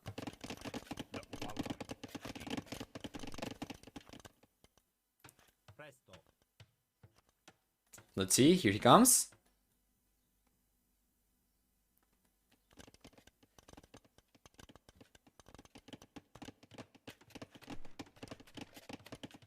There we go. Defensive castle coming in from Hera. Yeah, and JorDan doesn't have one, so he needs to go for bracer, chemistry, or chemistry at the very least, so he can go for bombard cannons, but yeah, I'm not really sure if he's gonna be able to go for it right now. 36 cannons over here compared to 32. Looking better for JorDan for numbers, but much stronger camels over here with bloodlines for Hera. We see JorDan going for heavy camel, which he should. And then he might be able to get some raids going. Yeah, he's going for it, and Hera's going to react just in time. This castle from Hera, by the way, doesn't really protect much. It's going to be on the hill. It's going to prevent JorDan from taking this gold, and it's going to provide some protection to this gold from him, you know, from his starting golds. But yeah, like the rest of his economy is still going to be very much exposed, so we'll see. Here comes the engagement. 30 seconds. He's going for it. There's a conversion coming up right now for Hera. But he should know. He should know. With heavy camel coming up over here and plate bar and armor as well, JorDan's units are going to be absolutely insane. So he's getting it right now. 5 seconds from it. It's going to try and take the engagement. And Hera does not want to know anything about it. So Hera's going for it. But we already have the upgrade. And there we go. Hera's going to realize about it. And he's going to be able to try to anyway. But JorDan's not attacking with all the units he's got. He's got to be careful. There we go, 34 compared to 54 units from Hera! That is so many extra camels though for the red player over here with the heavy camel, even with the heavy camel upgrade. I think this is going to be a very one-sided though engagement for Hera, especially with the defender's advantage over here. He can keep on reinforcing the units, no problem, and that's going to be a complete cleanup. Well, JorDan's going to be down, and no camels over here anymore. He's going to have to keep on trying to push again. Thank you so much for the sub. Panda Jord, I'm hopefully saying that right, or Panda Jord. Let me know which way it is. Appreciate it. And with Prime Gaming as well, which I absolutely love, and you know, it's so good for streamers. It's free as well for the user, and it's fantastic. Thank you so much. Welcome to the club. Hope you're enjoying the content so far. Well, much better trade for Hera over there. The weird thing though is, even after that, we're going to have the same amount of units for both players. Now, this is still going to be better for Hera because pound per pound, his camels are going to be better. However, that is when he gets the upgrades himself. He's still on standard camels over here compared to heavy camel riders. With heavy camels, now the HP is going to be the same for both these camels, but we have extra attack for JorDan. And there we go, Hera's going for heavy camel, he's going for iron casting. First castle coming out for JorDan in the middle of nowhere. Guess it's gonna be trying to protect the wool line and potentially the neutral gold over here, but yeah, it's looking a little bit better for Hera so far.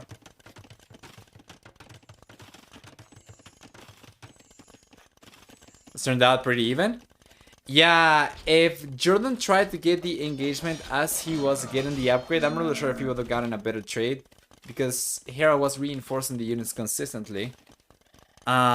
It might have been the same, or it might have been slightly worse actually, so I'm not really sure, but hey, he's gonna try to go for another push right now. He's got a good amount of, you know, barracks over here. He's got plenty of pikemen coming out with a halberdier upgrade 10 seconds away from completion. His army is going to be significantly stronger. We see the cat drum upgrade over here as well for JorDan, so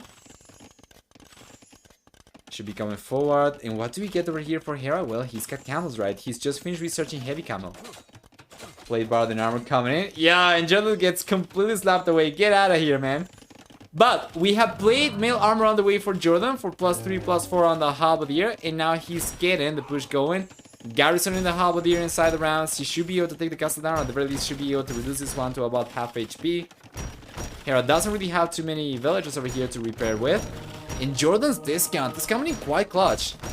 You know, halberdier and camels are both going to be super cheap for him. And take a look, 69 units versus 39 units for military for JorDan and Hera respectively. So this castle might crumble, guys.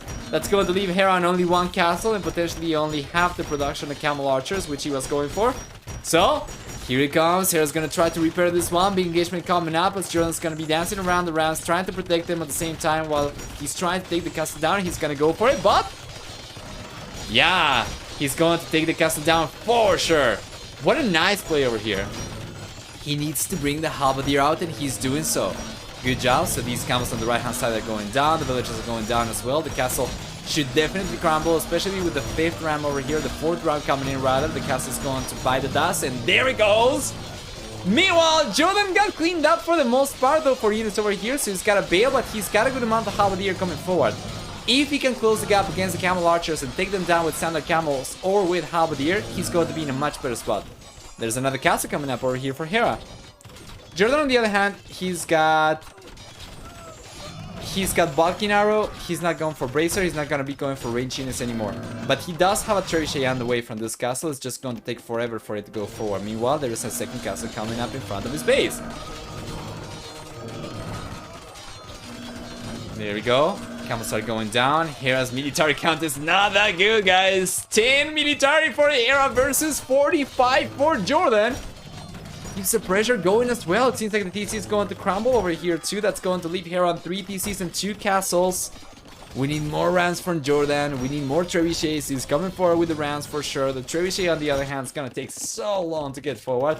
And the Hera calls it GG! So JorDan takes game number 3 and gets the lead in the series versus Hera with a partial score of 2-1 with an incredible performance with Byzantines. And JorDan's back? Well, it certainly seems like it is, because man, that was absolutely disgusting performance from JorDan. Well played. For team as then, we get for military a better than 1-to-1 KD ratio for Hera, which did not matter because the units were so much cheaper for JorDan. We have a larger army count over here for JorDan in the end, and we're going to see also for economy about 12,000 extra resources for JorDan. Well, if we go and take a look at the economy, you can see also a faster castle and imperial age time over here for JorDan too. And for society, we have also a higher villager count for Hera, 141 to 134. But it did not matter. It did not matter. Byzantine over here super strong in the late game stage. So let's go back. Let's cross the civilizations out. We had Byzantines over here. We had Berbers, and that's going to leave Hera on Ethiopians, Lithuanians, and Indians, while JorDan, on the other hand, has got Tatars, has got Vietnamese, and then he's got Malians as well. JorDan with 2 blowouts and Hera with 1. Very roll of the dice game. Kind of. Well, you gotta give Hera credit for game number 1, man, because it was a stale. JorDan had technically more relics, right? And he had a comparable amount of farmers. And yet he got clapped still. So credit where credit's due, but yeah, JorDan played like very, very convincing games number 2 and 3. We're gonna see. We'll see what the chances are for each player. Guys, JorDan needs to win 1 out of 2 games to directly qualify to the playoff stage, while Hera needs to win 2 games back-to-back with the remaining civilizations to move on right away. Whoever loses over here, of course, is still going to be going through the decider matchup against one of the winners from the elimination matchups from earlier today, but we'll see. Anyway, let's pay the predictions out. Wow. Only one person betting for JorDan with 0 bones. Unfortunately, he's not gonna be getting any bones back. Yeah. Let's open predictions for game number 4 then. Start prediction. Who wins G4? Option 1, Hera. Option 2, JorDan. Let's make this 5 minutes because we still need to wait for the game. And let's check. We know the civilizations for game number 4 already. Let's see.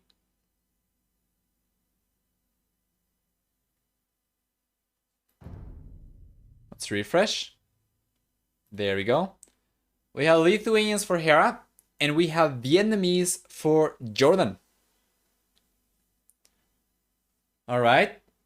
Lithuanians for Hera, Vietnamese for JorDan. The game's coming up. There is no spec delay anymore. So let's just jump into it.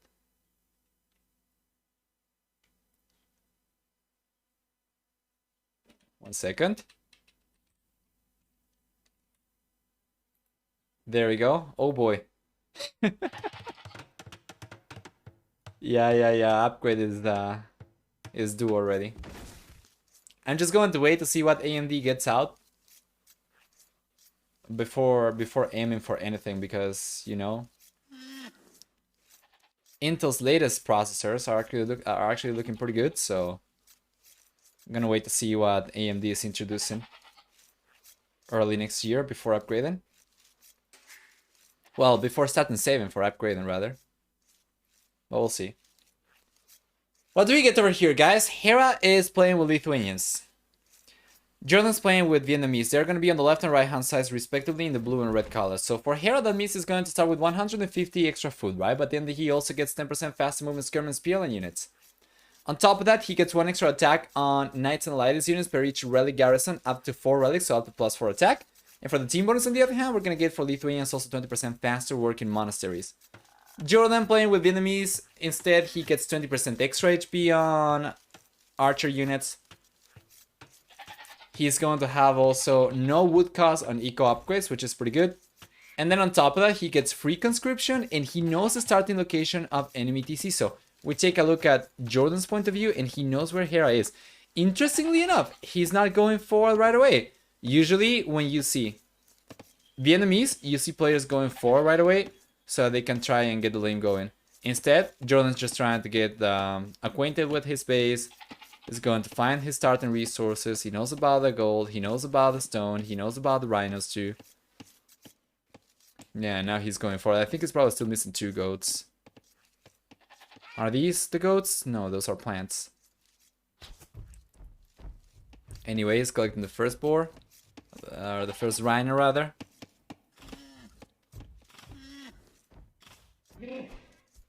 Yeah. I think he found all the... Yeah, he found all the goats. Okay, that's good. He's not going forward, no. He's gonna try to push the ostrich. Wow. How wholesome from JorDan. This seems kind of awkward, though. He's kind of giving up on the chance. You know, he's giving up on increase the chances of going up. Nibbits and JorDan? Oh boy. Let's take a look at the map generation, since we are not going to get any early action. Starting with Hera, he's got the main goal on the back. He's got the secondary goal up north, and the other secondary goal is going to be on the right hand side, with the main stone on the back and then the secondary stone on the right hand side up north. He should be able to wall himself up like this. He's got a very convenient wall, wood line on the left hand side to use as a wall. He can then go for walls to the berries like this, and then something like this, right? And kind of fabricate a small arena for himself. He won't be able to secure any woodlands though, but he will be able to secure the stone. He will be able to secure the gold over here. If we take a look at the map generation from JorDan on the other hand, for the red player over here, we are going to have the main goal on the left hand side, and then he's got the secondary goal on the right hand side, and the other secondary goal is going to be on the left. Meanwhile, for stone, we get the main stone on the back and the secondary stone down south over here. I think he is very close to the corner of the map as well, so he should be able to go for walls from here towards the edge of the map. here to here, and then something like this. And he will be able to secure 1 wood. He will be able to secure 2 woods over here. And then he will be able to secure also the gold, also the stone over there, and yeah, potentially the berries, depending on how he walls over here, right? And notice how he's got the houses over here. It seems like the layout's going to be more like this instead. So yeah, something like this, I think. Yeah, that's pretty good. He can potentially even just go for the walls like this instead.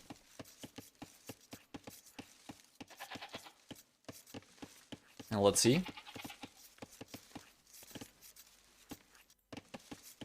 Perfect base for Hera. Looking pretty good. I think I'm liking JorDan's position a little bit better because of the corner. Yeah, if he just walls to the edge of the map over here and to the edge of the map over here and then towards the TC, he's securing 2 wool lines already, which is huge, of course, plus the gold and the stone. Oh, he's going for, yeah, the walls in front of the berries, so he should be able to protect these as well. Village will be here for Hera. He's going up on 18 population, which is super aggro. With Lithuanians, you can get away with it. And take a look at that. 8 minutes. Feudal age for Hera. Freaking machine, man. He went up without loom even to try and go up as fast as possible. And we're going to see scouts over here. So this is a very, very interesting approach. Scouts for Hera super early versus JorDan, who's going to be going for Minotaur's archers, most likely. Yeah. Let's see what... Okay. Because it's going for this wool line over here, I think JorDan's going to end up getting the walls like this instead.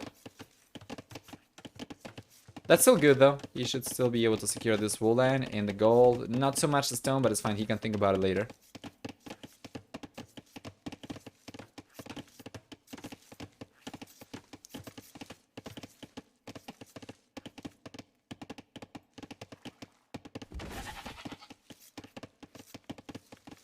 There you go. Let's see.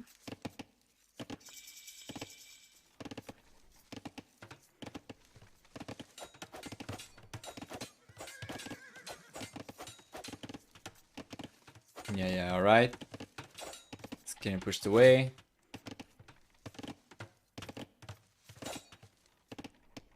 Let's see about this. Okay. Yeah, just coming forward. Meanwhile, Hera's bringing the scouts in as expected. Wow! Actually stable over here for John. I thought he was going to go for Minotaurs. Yeah, I guess he doesn't really have safe access to any of the goals, so it makes sense. But yeah, we have a spearman over here. JorDan might not losing the villager over here most likely, and that's going to be a Hera's knife, if you've ever seen one. He was very close from completely trapping those scouts, by the way, but he couldn't do it. So yeah, that's first villager going down over here. And Hera is going to go for what he does best. There's a very high APM, super micro nerdy, extremely aggro scout pushes, where he's just gonna keep on taking veil after veil, playing the patience game. We're gonna see though, JorDan's going to bail from here. So far he's 2 villages behind. Hera is getting a little bit of idle TC time though. So yeah, the moment he goes for loom, then it's going to be the same villager count for both players. For the time being, it's looking a little bit better for him.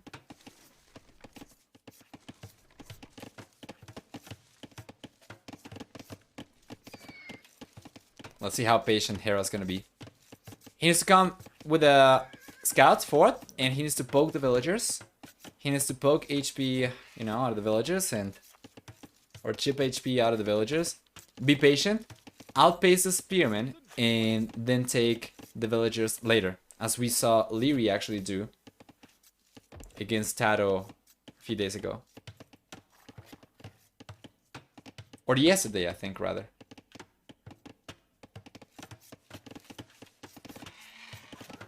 Okay, quick wall's not coming up at all, so now he might be able to get another villager, and he's gonna trap this one. Good job! And this is Hera. He's unit control. You know you're not gonna be able to save the villager, but will you though? Will you though? And oh, the villager goes down, and Hera loses 1 scout, and that's going to be 2. Well, yeah, I mean, he's going to end up losing it, but it's already worth it. He's gotten 2 villagers so far. And he's only lost scouts. So yeah, it's pretty good. The thing though is JorDan's idle TC time still stays significantly lower compared to Hera, so he should be able to stay relatively close in villager count. It's going to be only one extra villager for Hera. And does he have Loom already? Yeah, so it's going to be only one extra villager for Hera, despite taking 2 villagers down. This is not over at all. Now, Hera's economy is looking stronger, though, for sure. But it's definitely not over. Range coming in. JorDan's going to make a switch to gold over here. Interesting. Hera keeps on bringing more scouts, man. I have no idea how he does this. He's controlling so many units at the same time.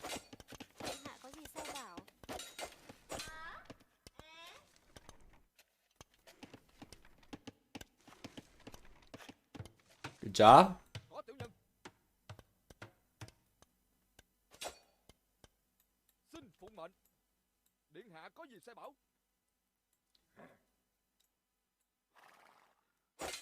There you are.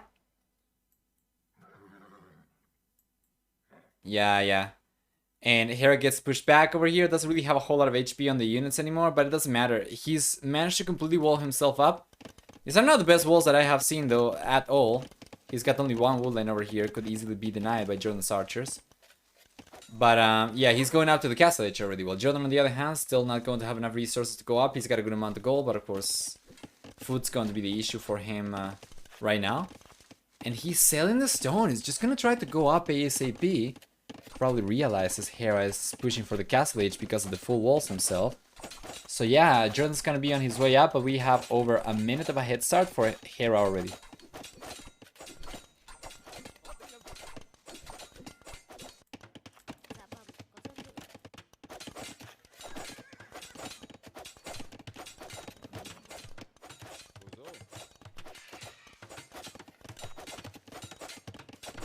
There we go.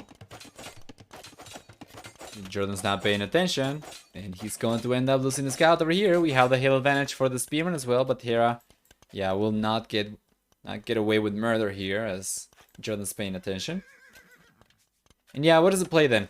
Hera going out to the castle edge is going to have already a second stable up to start spamming knights. I will love for him to go for a monastery as well and try to secure some of the relics. That's going to allow him to get a much stronger army. But JorDan, on the other hand, JorDan's got triple archer ranges over here. Are we going to see... Yeah, are we going to see the dreaded Vietnamese cavalry archer spam over here? I think that's going to be the case. We're going to see JorDan go for full CA.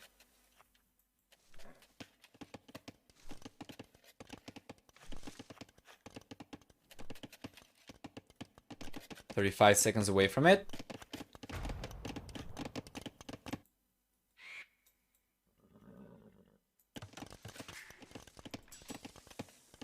There we go. Fletching's coming out right now for JorDan as well. Bloodlines is coming in for him as well. So yeah, that's going to pretty much confirm the cavalry archer play. And the monastery. Interesting. I love this. I love this from JorDan. We'll see if he is able to get away with it though. So far, 2 extra villages for Hera. Alright. The knights are coming in. This should be completely walled up. Yeah, it's gonna try and get the gate down, and he lets the cat out of the bag. Well, it's not like it was going to take a genius to figure this out. I mean, triple archer ranges. Let me see if Hera knows.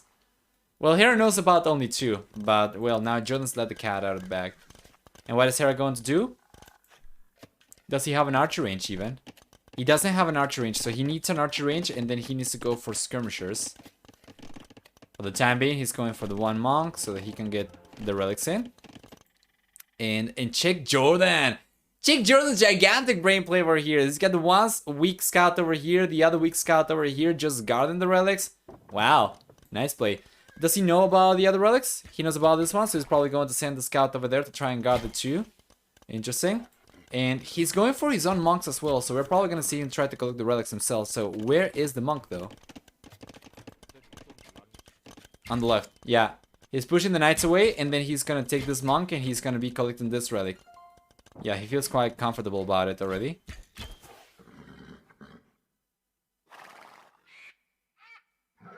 Wait, what? He's going for this one? Okay. Yeah, and he's guarding this. He's guarding this. Yeah, he stopped guarding this one, and now he's gonna be guarding this one instead. This is pretty good. This is pretty good from JorDan. There's a scout coming up over here from Hera. Should be able to clean this up. Good job. He's got chain bar and armor about to finish researching as well, so JorDan's scouts are not going to be anywhere near as strong as Hera's. So yeah, all that JorDan can hope to do over here is take the scout as far away as possible from the relic. And yeah. He's got husbandry, I think. Yeah, and he's bringing the cavalry archers. Good job. No way, man. He's getting the scout down. Well played. Yeah. Without taking any extra hits, and now he's gonna be able to keep on protecting the relic with the scout. Well played. Meanwhile, we see some knights coming in over here. He's gonna try to get this scout over here. Enemy's cavalry archers, the day has finally come. Yeah. It's here, man. You ask for it, you get it.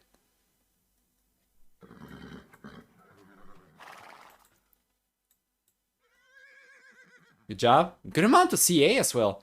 Hera's only on 6 knights, and he's finally making a switch to skirmishers. He's got the elite skirmisher upgrade. He's going to go for ballistics as well. But with a single archer range over here, I don't think he'll be able to do too much though. I think we have enough cavalry archers to even take on the skirmishers over there. We have ballistics on the way for JorDan as well, which is going to help quite a bit. Anyway, the scout is protecting this one, so he's going to collect it, and now he needs to go forward and protect this one. So far, Hera's been unable to take a single relic. We see the monk over here from JorDan going forward. He's going to be collecting this one, so that's already going to be 3, and then there are going to be only 2 up for grabbing. With the cavalry archer coming in, I think Hera was probably not expecting this, and yeah, JorDan's not going to commit to it, but as long as he can keep Hera pinned back home, then he should be able to keep on collecting relics, and I think that's everything that he can hope for. Just prevent Hera from getting to the extra attack. Okay, let's see. JorDan's going up north. The relic's disappearing just in time as he's sending all the monk. He's sending the monk over here. Well, Hera, yeah, needs to go and try and find the monk. Meanwhile, JorDan has already been going down south. Good job. This is really big brain pathing from JorDan, by the way. Instead of going straight back home, where Hera's gonna be easily able to predict the trajectory, he ends up, or the path, right? He ends up going to the south first, and then he's going to go back to his base. That's pretty good. Monk's going down over here, and then JorDan's in a pretty good spot. So he's collected 2 relics so far. He's gonna be going for this one already. He's got the monk coming in, right? And Hera's playing kind of like a whack-a-mole over here, just trying to go after this relic before it's too late. But I think JorDan's probably gonna be able to get it. We'll see if JorDan can get good pathing again. Yeah, and JorDan once again, all he can hope for is prevent Hera from getting to the relics. But Hera's not going for it! He stopped on the hill! So, the relic's going back home. No way! After this relic gets dropped, there you go. JorDan's gonna be taking this one. What? JorDan's getting all 5 relics? I think he is. In Hera, well, he's going for the 2nd TC right now. Just finished building it. He's going for the 3rd TC. Amazing stuff. Amazing stuff for JorDan. He's got a comparable amount of villages right now, despite being on a single TC. He's got a much larger amount of army, though, as he's not spent extra resources in TCs and villages and whatnot. So, yeah. Thumbbrain's coming in, and that's gonna be just so good for the cavalry archers. How many skirmishers do we have over here? It's got 10 skirmishers. We have knights over here, though, but it's gotta be careful because of the monks. Yes. Now, let's see. There's a Magnol coming out.